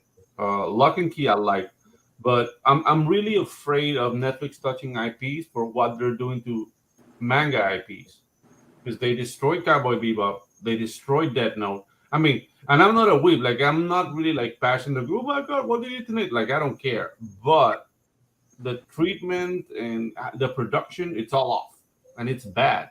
They did actually a series I liked a lot. It's like about people who die horribly become like detectives in the afterworld called Gantz. Very gruesome, very bloody. Dude, they did this just like watered down version of it that it didn't work. Yeah. Have you guys seen Tulsa King on Paramount Plus? I've heard nothing but good things about it. Jesus Christ, that show, that's good. Yeah. What about It's Terminal? also, I haven't seen it yet. I haven't seen that, but what is it called? Terminal what? Terminal List with Chris Pratt. I wanted to see it. I haven't seen it. Yeah, it's hard. It's hard good, edge. man. Tulsa King is they have writers from The Sopranos, and they basically gave you back. Tony Soprano is back, but now he's played by Sylvester Stallone. He's not literally Tony Soprano, but it's the same sort of vibe. He kicks everyone's ass. He's a bad guy, but he's also cool, and it's going to be 10 episodes. But I think comic properties are still very interested. Viable, there's still a lot of interest in it for film and TV content. From what I've heard, people are still, looking and they're spending money on things. Dude, but I mean, and the thing is, if anybody's listening, anybody in Hollywood, like just contact people. We can make some deals. But the thing is, like I think for Hollywood, it's better to go with somebody like pick up Pirate Queen and option it, or Black and White or Tropical Magics or any of our books. And because the thing is, I think you have more potential with those things, because I mean, think about some of the biggest stuff outside of the Marvel universe was it was like Men in Black, like the Ninja Turtles. These are big, like The Crow. That was a big franchise. There was really huge franchises, and I think if you probably look at the percentages, independent books that were optioned and made into movies, like success and failure ratio, I bet you it's pretty damn high as far as success. And also, you have the option of licensing the heck out of a new property that no one's ever seen before. Dude, so you can actually set, a trend. But you mentioned The Crow, and The Crow is an excellent example of cross-pollinating, basically, fan bases. Because the soundtrack for The Crow was so good. It's good. One of the best of the era. I put the soundtrack of Judgment Night and the soundtrack of The Crow as the best movie soundtracks at that time. Yeah, it was better than the movie. Yeah. And so many people who were into the soundtrack got into The Crow because of the soundtrack, not even the movie. So that cross-pollination and that thing, it's viable. But we need people to respect the IPs, and I think that's the element that it's lacking right now. It's really scary, because then you get I'm Stephanie, I'm the assistant producer, and we need. The thing is, like with The Crow, I know I have a friend that's friends with John Shirley. He's the genius behind The Crow, and that book wasn't even finished when he came in and started hanging out with James O'Barr. Oh wow! And that guy loved the book. They came up with an ending, and there's key parts from the book that are in the movie, but the movie is not completely different than the book. Yeah. But there's a hard hook in the movie that isn't in the comic book. Like in the comic book, the Crow kills freaking everybody. Like he doesn't discriminate. Like if you're in his way, he'll kill you. And in the movie, they made it like it was vengeance. Like he was the spirit of vengeance. He only killed the people that hurt. Not even him. It wasn't even about him. It was about his fiancée. So everything was personally related to that. So it had a hard hook. And I'll tell you, like Pedro, like you were saying, like cross-pollination, what else the Crow had was women liked that. My wife, one of her favorite movies is The Crow, because women love that. They're men coming back and, like just, wreaking havoc on somebody that wronged them. Yeah, and that movie has melodrama, which is something that will hook. Like if your action movie has melodrama, you'll hook up chicks like this. Well, and not to take anything away from James O'Barr, but that whole scene where he puts the wedding rings in the pawn shop into the barrel of the shotgun and shoots it, that's in the comic book. Yeah. And I'll tell you, that's a movie moment, right? That's a trailer beat right there. I mean, it says everything. These are wedding rings, so they mean something. They represent something. They mean life. And then he blows up the pawn shop, because that guy helped. He didn't kill that guy, but that guy helped, the bad guys. And he went back for the ring, the ring that he gave to his fiance.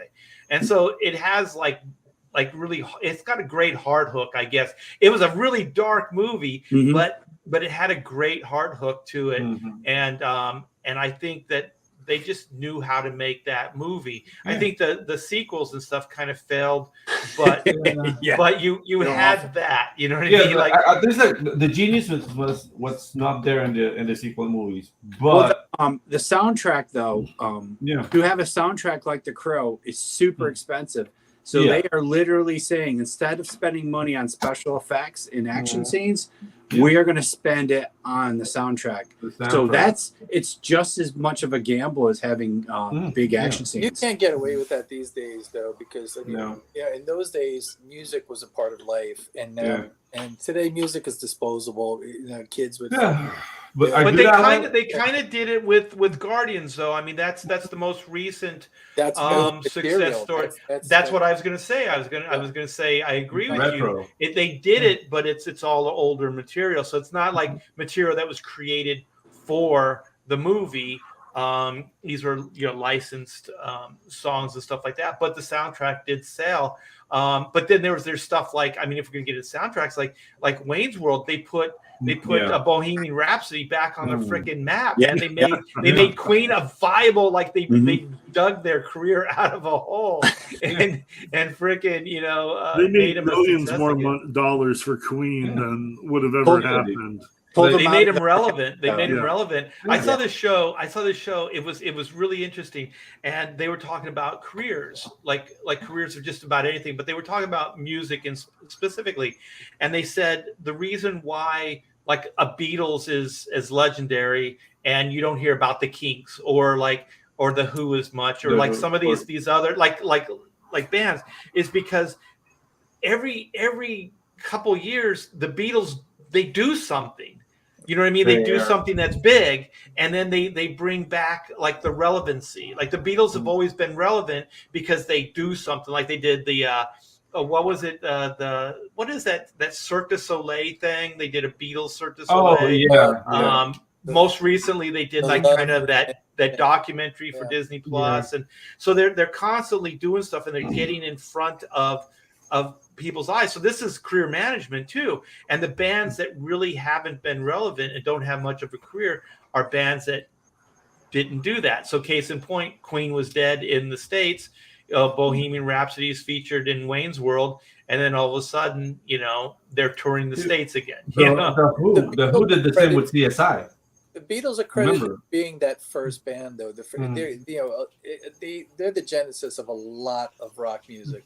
So the people that start things are it's why when metal was dead, Metallica was still able to sell records, and they were the first like speed metal band Metal is not dead, sir. Well, I- AC/DC, case in point, AC/DC. I mean, even Pixar was using, AC/DC songs, so they were still relevant.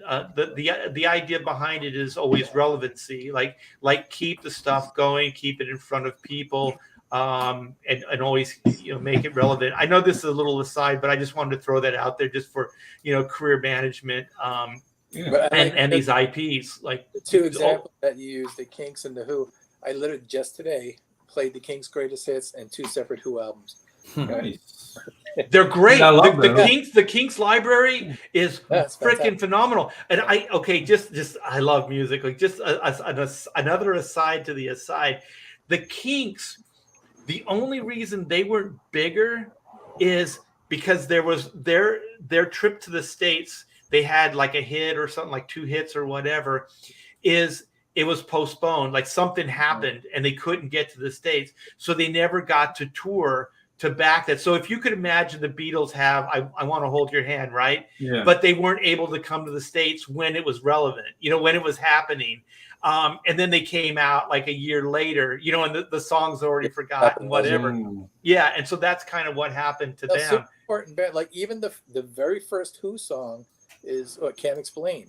And that song came from, the record company told Pete Townsend, go home, let's sing the Kinks. And that's that riff. Yeah, so That Well, the riff Kinks get the credit for creating metal. My favorite is like You Really Got. Yeah. And the guitar player was like, I'm not getting the sound. So he actually ripped the speaker of his band. Yeah. And it got that distortion, that nasty sound. And it was like, and that's it. then 20 years later, That's cool. We're born Clint. But let's get back. Okay, so are we saying that Hollywood like these indie properties can still be viable? They can compete with Marvel and DC. Yeah, but we're in a lull. I would say we're in a lull right now compared to where we were maybe a decade ago. Yeah. The one thing I forgot was The Boys on Amazon Prime. That's been a pretty successful hit. That's about as indie as it gets, and they're having a spin-off now. So Garth Ennis. But there's 2 different worlds of comic book movies. When you're discussing indie comic book movies, in particular, is that there are superhero books, and then there are things like Scott Pilgrim, Road to Perdition, and stuff where people don't know their comic book movies. Like Bulletproof Monk.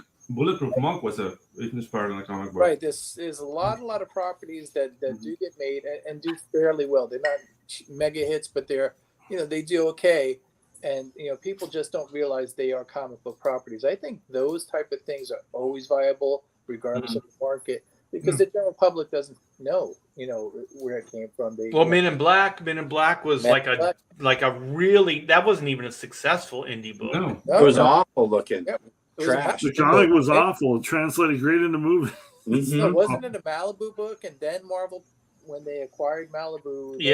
Marvel really lucked out, man. Did they license it through Marvel, or did it go to movies before it went to Marvel? I think Marvel bought it before it was made into a movie. Because Rosenberg was still attached to it somehow. That's what I'm wondering. Well, Rosenberg, he made all the money on it. I know Scott really well. I was actually on the board of directors of Platinum Studios for a little more than a year. Wait a minute.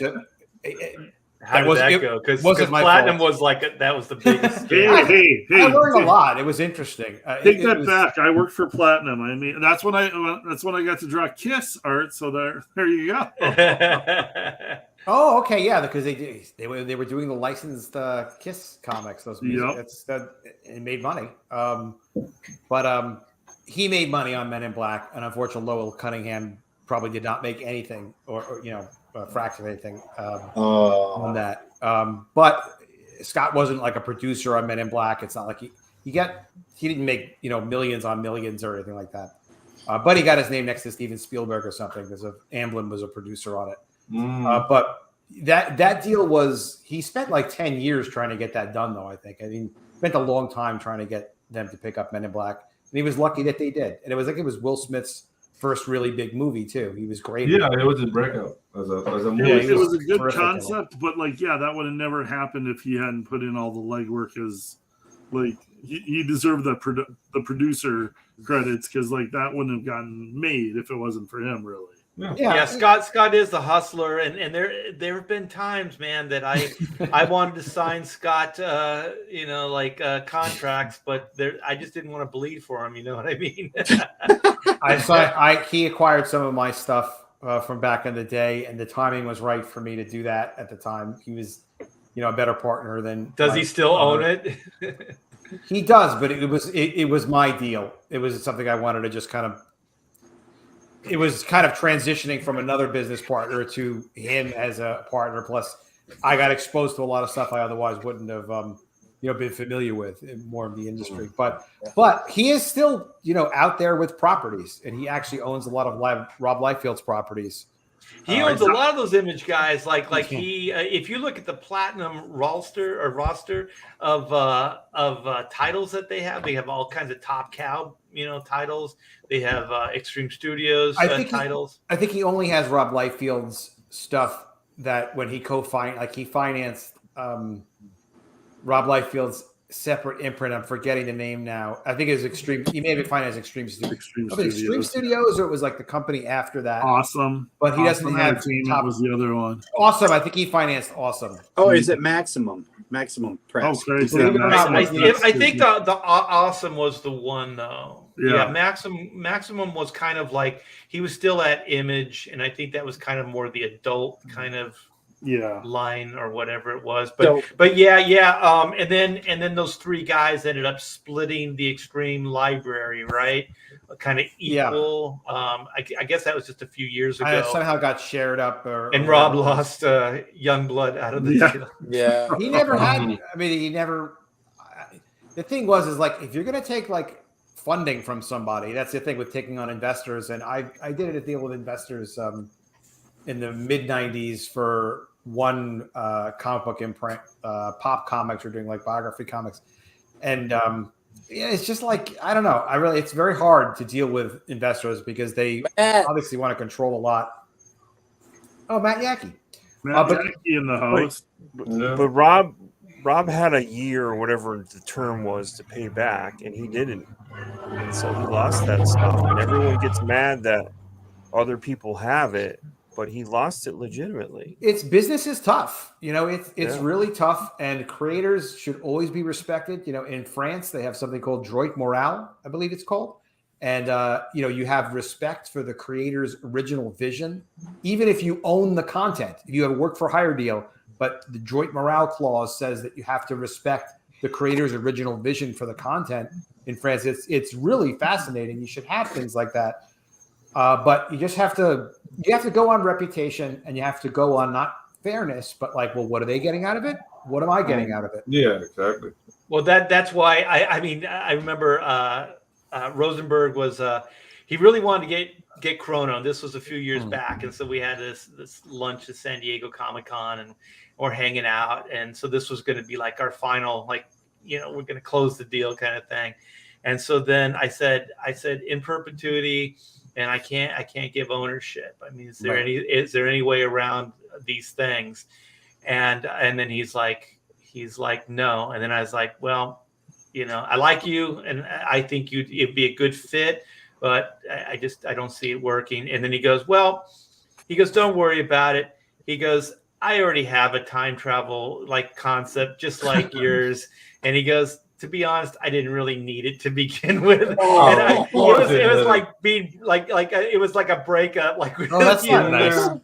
I thought it was hilarious. I laughed out loud. It's not me, it's you, Art. Yeah, exactly. It's you. Yeah. Right, it's not me, it's you. That's funny. And you have a little one. Another one on the side. Art, you didn't pay for lunch, did you? Oh no. Okay. Yeah. Actually, the thing about Rosenberg, and I know Adam will back me. He's kind of a tight one. He's not going to pay for lunch. Right. Oh yeah, he's look. You have to when you get into stuff, you have to really look at who am I dealing with. Like you say, somebody from Hollywood or whatever.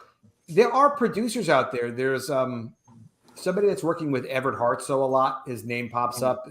He's producing the Razor movie, I think. And I think they work on other things. I don't know all of their business. From the 90s? Yeah, Everett actually just Wow. announced. Yeah, he's shipping Razor now. Hartso? There's a new Razor he did. Everett Hartso. He's doing a new Razor Scars. I think he did it like 8 years ago. He was the Kickstarter, but now it's like finished now. There was a big delay on it. But he has shipped a lot of other books. And he's a hustler. He comes with a lot of ideas. And, it just, you have to kind of get around. I think what's interesting too is LinkedIn is crazy. If you have a property, like Art, you have a finished property. I have a finished property in College of the Dead, just off the top of my head. If we really wanted to do like a film or we wanted a relationship with a producer, there's LinkedIn. You can go and we can harass people on LinkedIn and say, hey, I'm looking for a relationship with a producer. And, you send out 100 of those, copy paste messages. One of them probably responds and says, you know what? Why don't you send me what we have? I happen to be looking for something like this. And it works eventually. Just Colonel Sanders knocked on however many hundreds of doors until he got his chicken thing going. And that's our business. Well, I have representation. I just haven't called anybody on it because I'm kind of fearful after that animation deal fell through. Yeah. Like I could just imagine how Hollywood would. It may not even Art. It may not even been Comicsgate too. There are people that are just flakes. It happens. Yeah, I mean, it happens anyway. Unless they directly tell you. How dare you, Adam? These guys were reputable. Yeah, but these people, people in Hollywood, like if you're a creator or whatever, you have representation. People are constantly changing representation because a lot of things is look. There's also like as a publisher, for example, if I need an artist now for Hotfire, the guy who did my cover cannot do my interior. He's not going to have time to. I wish he could. It just realistically. I can't offer a book that I don't know if I can ship it on time. I just can't live with myself doing that. So it's not his fault. But the issue is timing. It's the relationship of the budget, the time available, other opportunities that people have in their life, and things like that come up all the time. And then things change over time too. So it's just really a matter of knowing what you want and the kind of relationship that you want, and then looking for that and not taking it personally if the two pieces don't come together. Well, as long as you haven't sold anything and getting screwed over, because then it is personal. Art, I know you're going to have a hard time believing this, but yeah, I did talk to Scott at one point about one of my properties, and he was very interested in it. But he had to thoughtfully explain to me that there's a lot of female producers in Hollywood now, and for some reason, they might not appreciate all of my big boobed content. Right. No matter how great the story and the art was, I got passed over for that. Yeah, I have one question for you, Clint. I have one question real quick. Did he pay for the meal? It was phone calls. It was phone calls. Wait a minute. Are you putting us on, or are you being serious? No, I'm being totally serious. I've had the same conversation with Scott about a different project that I had. That's like you do like we talk about woke Hollywood or whatever. It's like you can't have like sexualized cool stuff. Even if you're Dave Stevens, at this point, it's doing gorgeous work. Like they kind of don't want to see that. And maybe Dave Stevens would be an exception. And my stuff is blatant. Somebody's going to break out and do some super sexy, ridiculous, over the top bullshit. That's what I'm waiting for to happen, because somebody's going to do it and they're going to make it. They're going to make like Maverick Top Gun money. I gotta go, guys. I gotta go. So later, Rob. The stripper full of weights. This was awesome as always. Thanks, guys. Take care, Rob. Bye-bye. The first company that I pitched to was London Night Studios, and I pitched them a Razor story, which was Razor, like in the future. It was this memorabilia detective that had to go find the stolen first issue of Razor. And when she does go on the hunt for it, she eventually adopts the persona of Razor and finds the gauntlets and everything. So they loved it. It was. But since we're talking about Razor, I have a question for Adam. Didn't Razor get optioned back in the 90s? Yeah, it did. Probably. I think it gets optioned again and again over time, and that's great for Everett. Yeah, my recollection was that it got optioned, and then they had he had a first look deal on his next property too. I mean, that's going off from memory. Yeah, I believe that's the case, and I think it was the producer of The Crow, at least one of those options. And I think that I think it's going ahead. I think what they're doing is going to go ahead. I mean, obviously all these things are funding and timing and who knows what. But Everett is, he's a hustler. He puts out a lot of books on Kickstarter. And I'm thinking more like my heart is like I say in my videos, on YouTube videos, I published, more than 1,000 comics. And some of them were books that were like done by guys who wound up working for Marvel and DC, like Adam Polina. And some of them were very low budget, like, black and white, junky books or whatever. But there's a whole scale there. But it's very hard for me to think about producing one book like in a course of 6 months, because I love producing a lot of content, and I love collaborating with people too. It's because I have great ideas. I know I do. That's fine. Some of them more commercial than others. But writing a full script without co-writing, it's a different skill set. And then of course there's the rest of the people that do art and stuff like that. But anyway, Kickstarter, like I think Everett's got a bunch of books on there that are like, $10,000 campaigns, $15,000 campaigns. It's going to be a $5,000 campaign. Good for him. That's great. Yeah, and just out there and hustling and doing more and more books all the time. So just to wrap this up, yep. We're saying that that this stuff still could be completely viable if Hollywood would just kind of give up the Marvel and the DC kind of ideas and maybe take a chance on something that could possibly be bigger than. Because those things, let's face it, there's no way anybody could buy into that stuff. I mean, those that's going to be really, really expensive. But I think Hollywood still has a chance to option, some independent books. And I do think that they probably, if they do succeed, it'll succeed in a bigger way. I believe the right producer with the right book. I mean, it all comes down to the idea and the story. When you have that one little concept that just clicks with everybody the second they hear it, Men in Black, Cowboys versus Aliens, just like a real simple concept for a fun idea. You get a producer that can actually get the ball rolling on that, and then people start making money off of that. When people make money off of these books, guess what? More of these books are going to get optioned, and it kind of everything kind of goes up and down.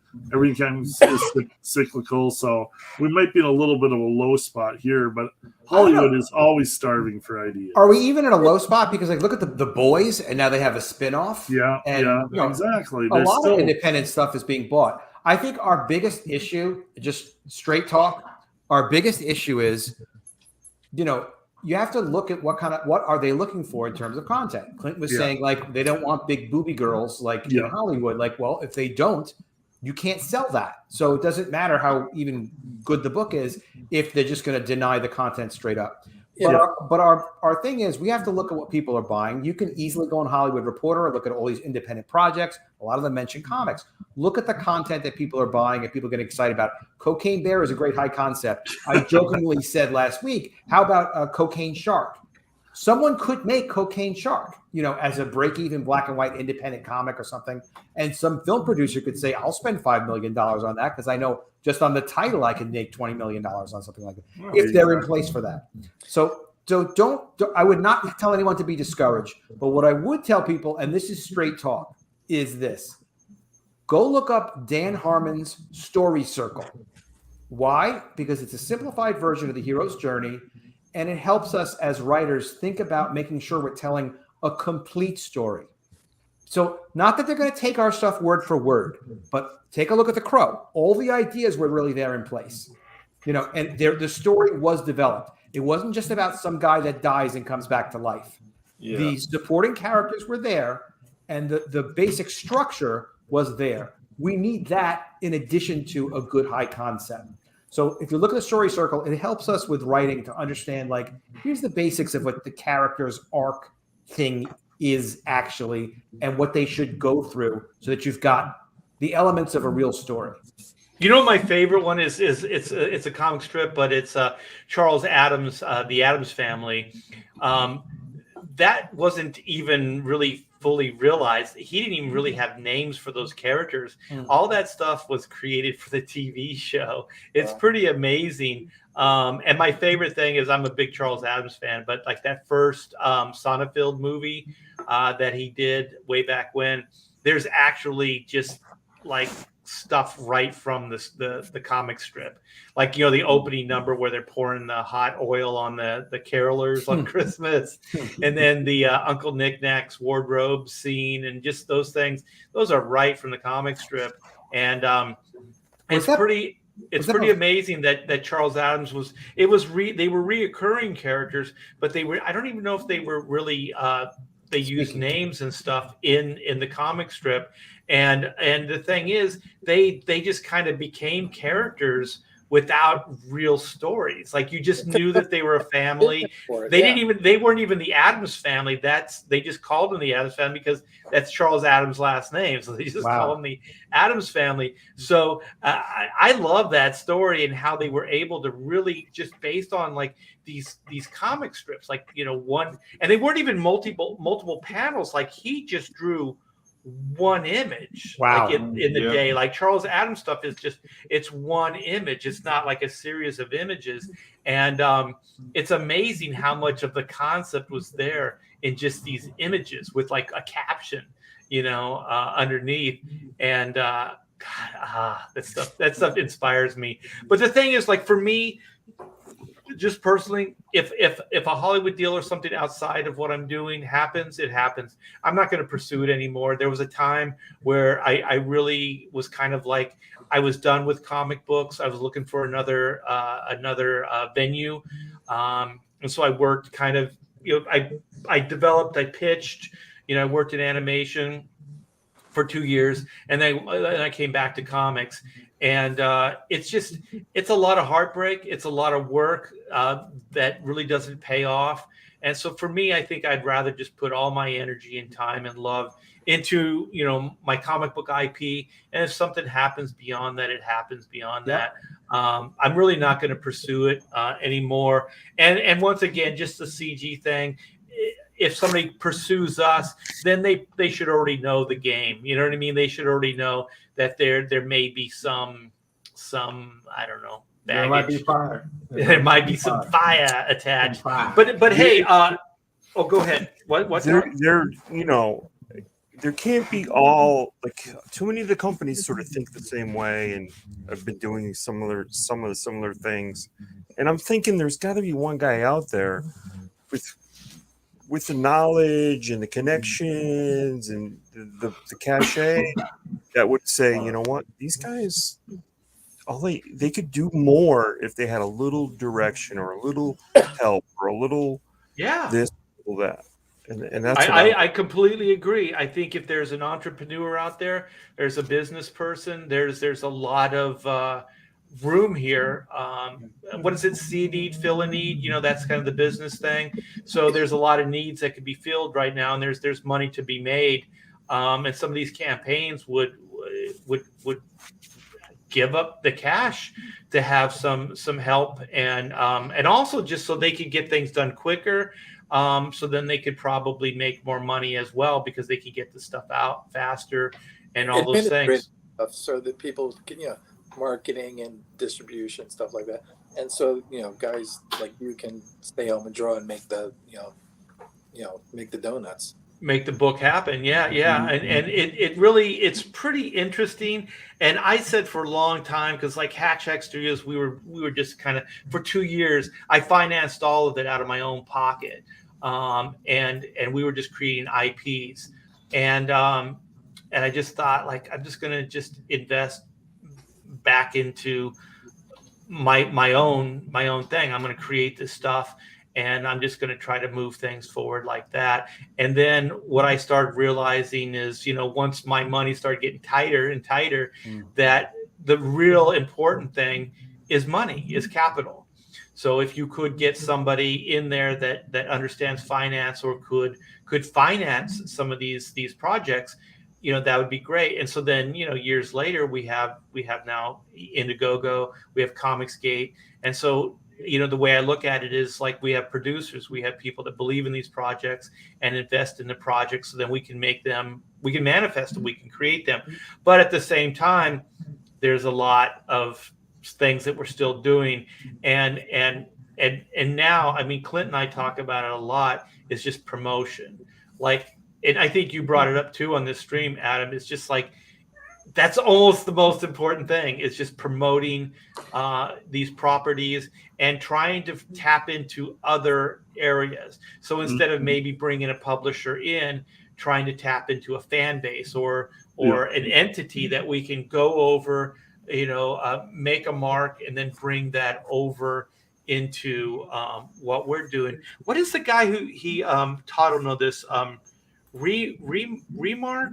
Remember that guy? We had him on one of the shows, the Pontificators. What was his name? He's an agent.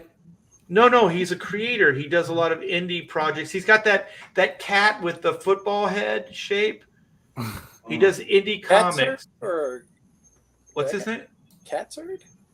No, it's Remark or Remake or something like that. Huh. And bells. And Zach, remember Zach Bradley? He was kind of our liaison, and so I was kind of like crossing over into, because he was like one of the first guys. Maybe somebody in the chat will know. One of the first guys to really pioneer this indie movement. Like he was doing well. I remember like looking at his videos and stuff, and he was bringing in boxes of comics, and he had like a part in his garage where he would store them and all this stuff. And I was like, holy shit, man, this guy's got this stuff. Jason Brubaker? Jason Brubaker, yes. Okay.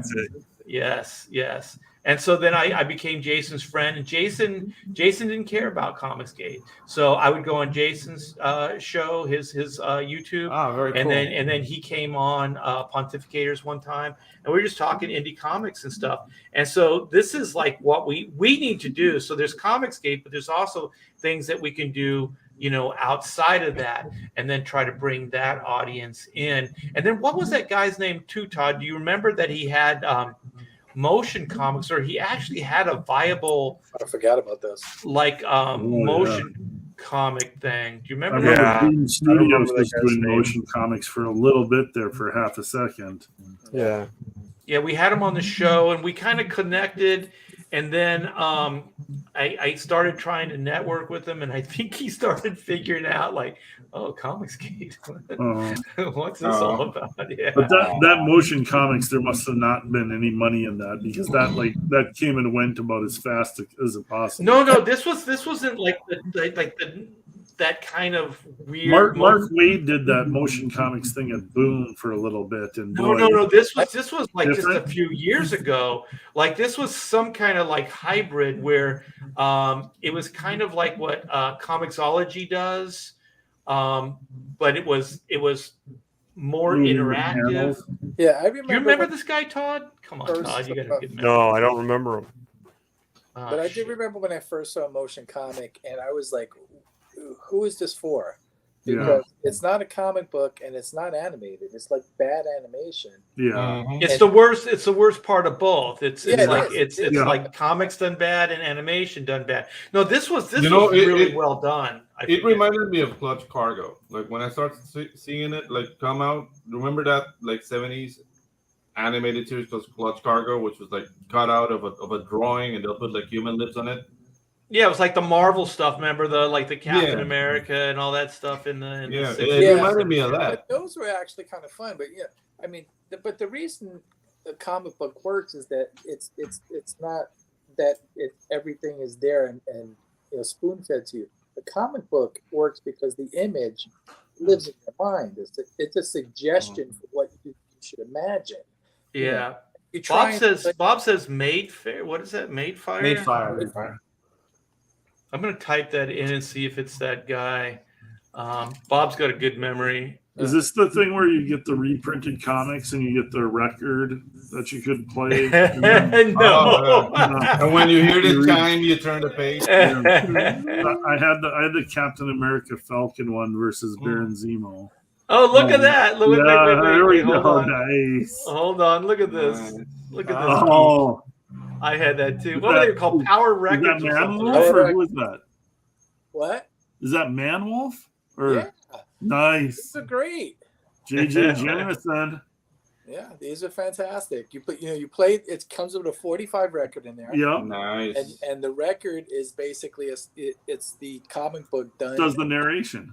No, it's the actual words. It's the Yeah. song. Yep. Oh, the dialogue? They dramatize it. They act it out, narrator. right? And put music and stuff. Oh, here it is. And It you was read- awesome.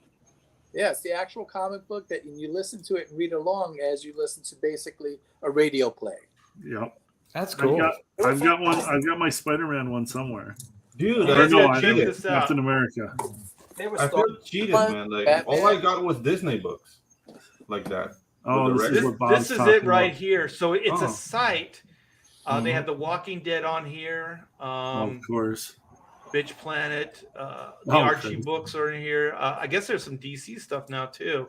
But this guy that created there's Marvel stuff now too.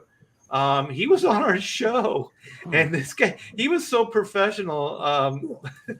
It was kind of unnerving how together this guy was. Did he turn? Did he turn down like the wrong street or something? No, yeah, exactly. Like he was slumming it with us. Let me see. There's a trailer here. Let's see what this is.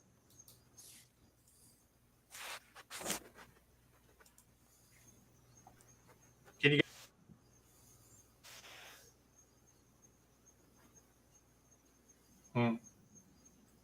Yeah, this guy had his shit together, man. Commercial first.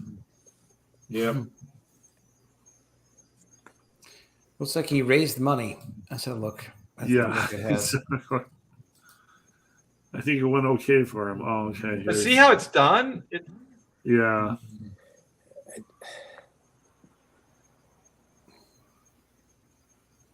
Yeah, I mean, I just don't find this appealing. No. No, it's not animation, man, at all. And it's not comic books. It's Yeah, it's like what you said. It takes the worst of both. yeah, it It really makes is. it into something less. I don't think the art is bad or anything. It's just that, Oh yeah. that format does not function. You know, But that guy I'm had trying shit together. something like that, It was like, pretty cool. Yeah, like I'm trying something like that with John Hervey and his books. But what we're doing, like, dude, we separate the characters, we rig them. So if they're walking, they're walking. If they're punching, they're punching. Like, Yeah. it's not something like this is just like cut out and blur in, camera move. It's I but don't know. make a low budget cartoon if you're going to do that. Yeah, exactly. Yeah. Well, there were different ways you could, from what I remember, there was different ways you could read the book. So it wasn't always presented in one way. Like there were ways that you could read the book. There were different functions to the comic experience. I forget what it was, but I remember being impressed by it because, like Danke says, and like what you guys are saying, like the old motion comics weren't that cool. But what this guy was presenting, I remember, was pretty impressive. And it was just the point is just to try to reach out to other people, and then try to cross-pollinate a little bit and then see, what we can do. Some things will work, some things won't. That's one of the reasons I really do like this show is because we can have people on and we can talk to them. And then, maybe, we like Jason Brubaker and maybe, we can get some kind of cross-pollination because I used to go on his show, but he always does these drawing streams. And so there's a lot of stuff I didn't want to show. So I didn't do, I don't do a lot of drawing streams just because there's a lot of stuff I don't want people to see, I want to keep it, secret. Until they get the book. Keep it on the down Exactly. low. Another thing that's really good to do is to do a YouTube channel and just do whatever you can with it. But I started firing up my YouTube channel again a couple months ago, and I'm really glad I did because it's basically just pop culture stuff, but it's stuff I'm interested in, and then you meet other people that are interested, and then before you know it, you do actually start getting some subs. It does generate some revenue, not like millions or anything, but you get some money in. But these are people you can then show your content to when you're ready to publish something and say, hey, I've got this comic coming. I told you I had this comic coming. And at least there's some built-in audience there. And then you can also share that platform with other people in Comicsgate, and it can help other people to, meet other customers potentially they never would have otherwise met.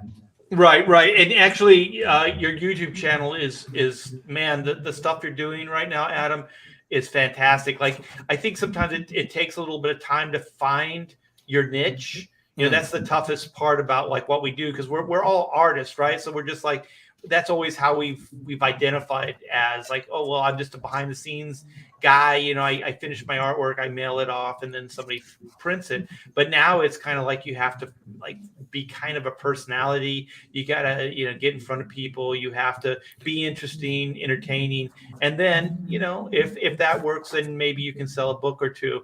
Speaking of book or two, I know Clint's got a book, a pre-launch for a versus book. So do you have that? Everybody prepare like and I'll just click on it and we can show it off. So it's Pirate Queen versus Slave Girl, right? Clint, you're muted. You're muted. Clint.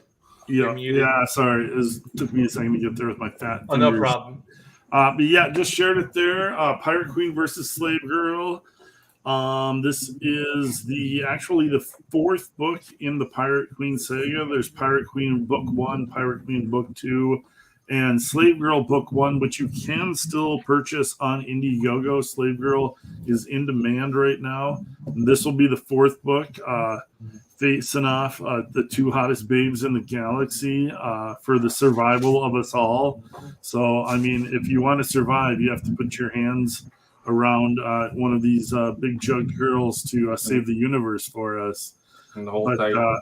Lots of action. That sounds like Torment. Yes, doesn't it sound terrible? Yeah. Why wouldn't you want the galaxy to rely on their ample bosoms? But I can. I'll throw the video up here. And sci-fi adventure, action adventure, fun, hot chicks, everything you want in a comic book.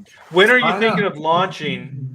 Right now, it basically is just coming down to a printer and delivering Pirate Queen 2. Andy's got the book at the printer right now. I'm guessing probably in the next week or two, we're getting it back from the printer, and then we're shipping out Pirate Queen Book 2. And as soon as we get that shipped out, Pirate Queen versus Slave Girl is launching. So, I mean, rough estimate, maybe end of January, maybe February, something like that. It really all just depends on how quickly we get Pirate Queen Book 2 shipped out. So it's like I've got one book. I mean, these books are lined up. This book is half finished. So it's just churning out the books and getting them out to backers as quick as we can at this point. It sounds good. I'm going to share Rob Hunter's. He had to leave early. He's got a stripper pole, like live stream to perform for. And yeah, so you guys, this is Rob Hunter's pre-launch page. This is a sign up. So if you guys don't know, you know, you come by, you sign up, and you can get in early to these campaigns. And usually there's some kind of like a freebie to encourage you to sign up. So I think Rob has a trading card. So if you sign up and back a book, you'll be eligible for that trading card. So Rob is a longtime Marvel DC artist.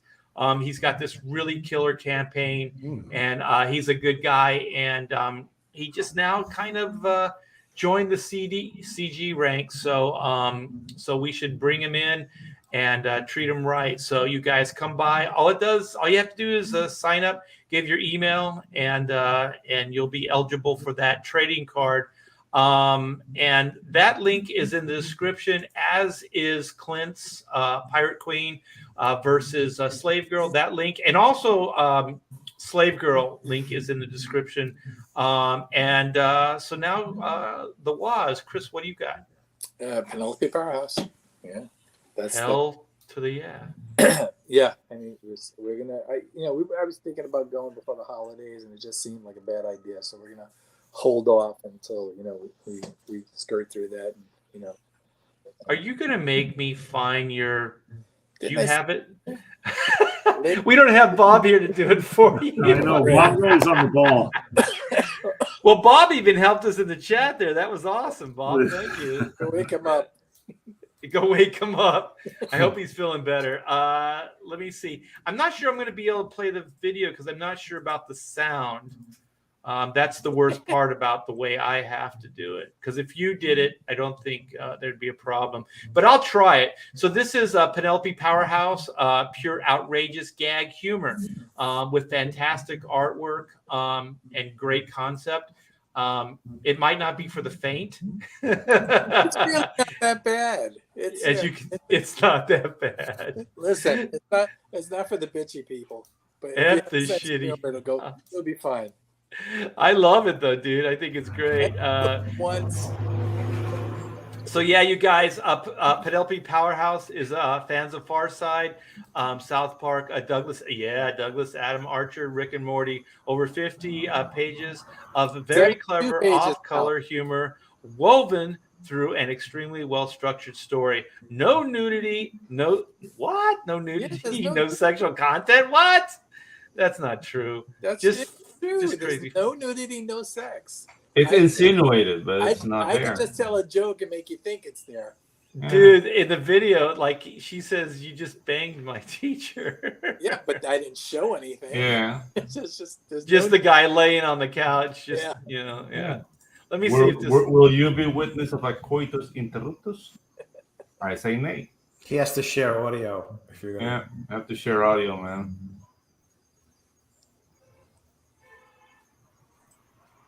Hey, can you guys hear this? Nope. No. But the video's not even playing, is it? Yeah. It's not even moving either. So we're not supposed to hear it. Okay, yeah, I don't know. Let's wake up Bob. Yeah, I don't know how to do That's that. why we need Bob. I know how to hear this. Good job.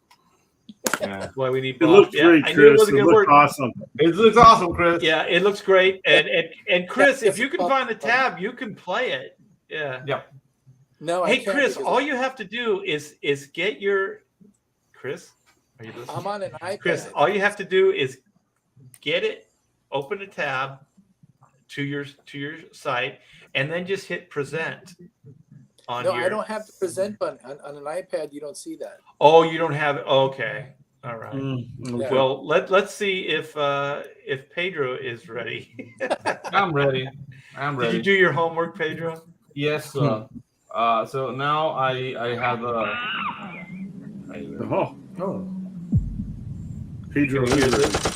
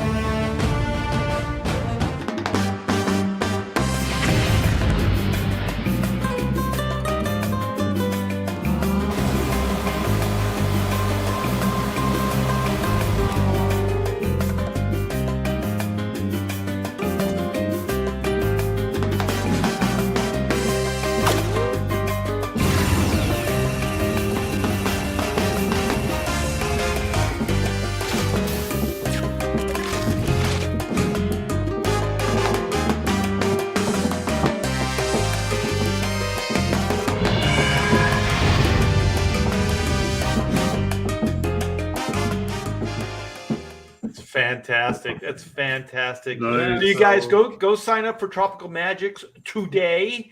And that link is in the description as well. Mr. Mulrooney Dooney, what do you got for us? I don't have a campaign. All right. Adam, what do you got?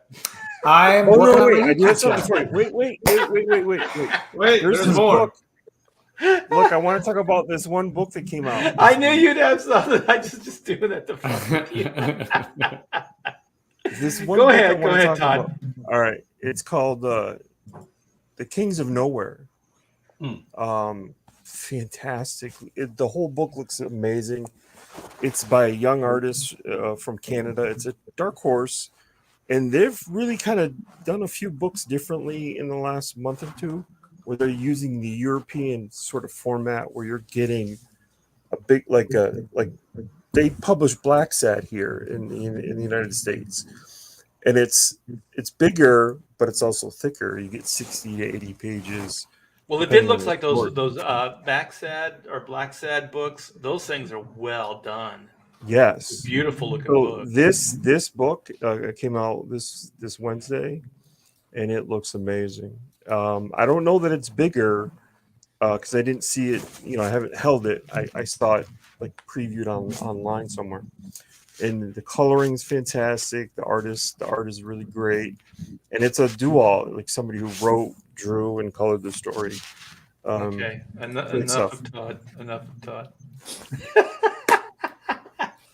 I'm sorry, Todd. I love to do that. Todd always gets his close-up moment on the Pontificators. You're a good sport, man.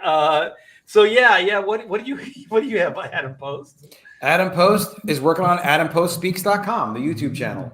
Is that this? That is it. So definitely go ahead and check that out at AdamPostSpeaks.com. Subscribe to the channel.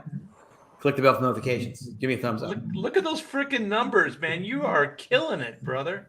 We're getting there. It's tough because, like, exactly what you said, there is this whole thing where you really do have to get your voice down, and your voice has to be who you are, what you're passionate about, because if it's not, it really shows in the videos. And then it's great to get subscribers, and I'm really happy to have them.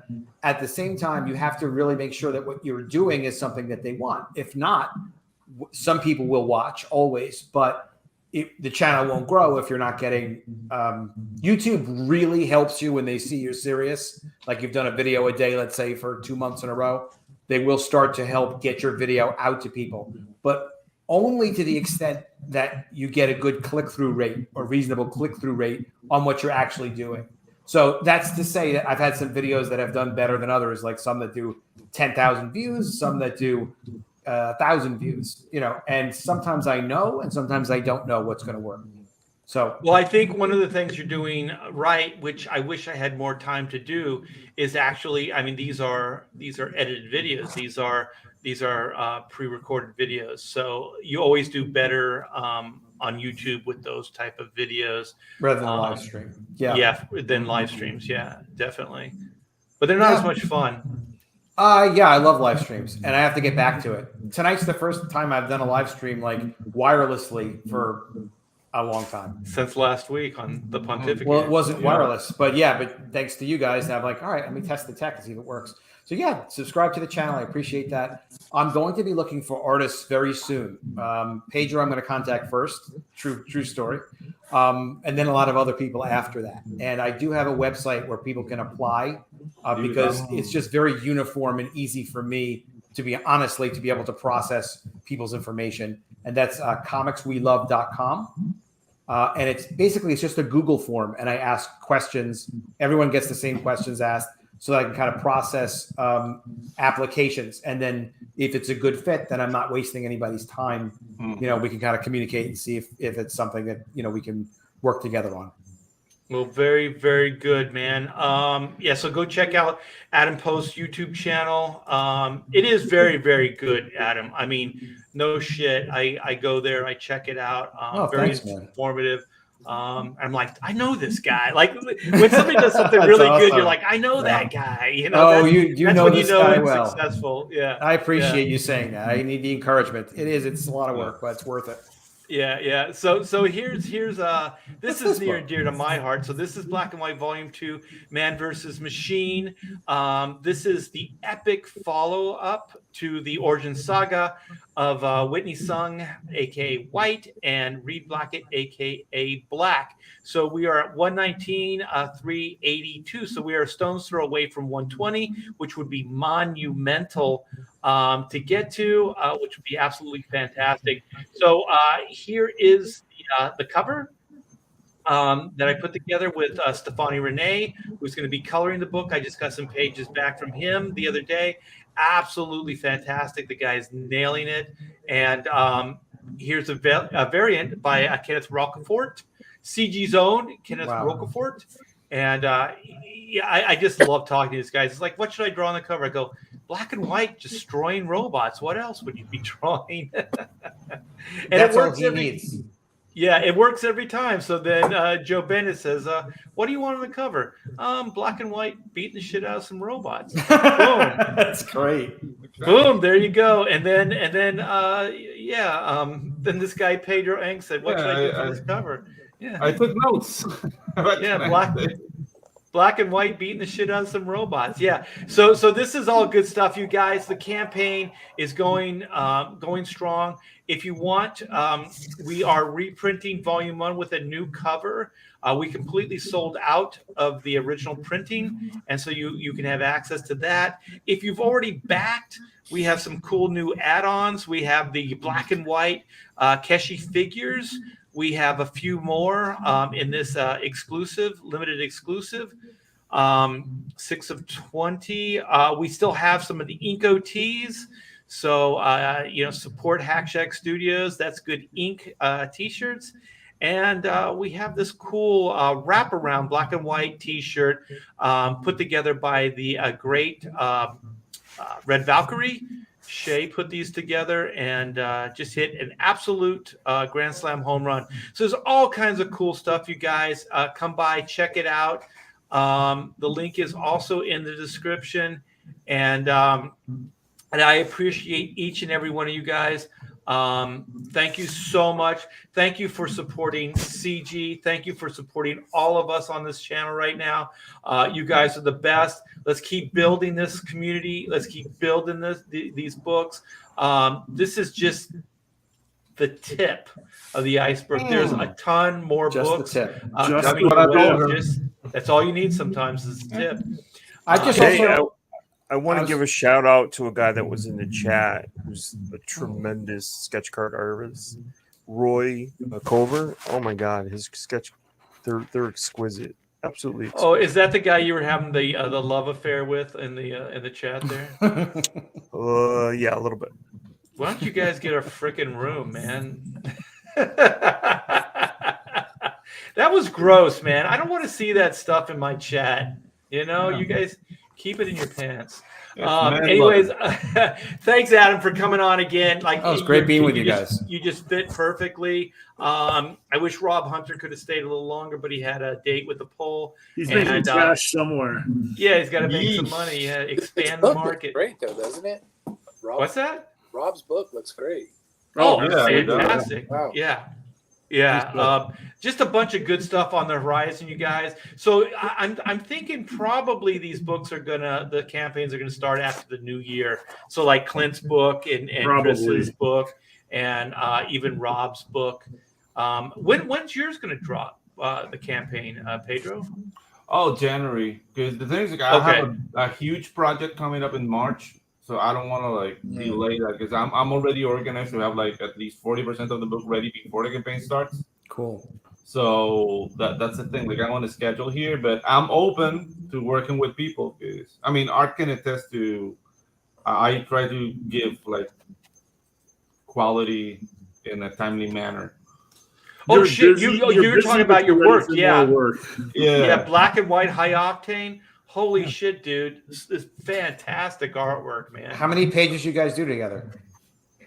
He did. It was like we were doing the old kind of floppy, Marvel DC format. So it was 22-page, one and done. Mm-hmm. So I was thinking that it was going to have a floppy cover, but we're gonna put a harder cover on it. Yeah. So I'm not sure if it'll be square bound or not, but it is going to have a heavier cover. Cardstock. Yeah. Beautiful. All right, you guys. Well, you have a wonderful evening. You guys be kind to each other out there. Happy holidays, and we will see you next week on another groundbreaking Pontificators. Thank you, guys.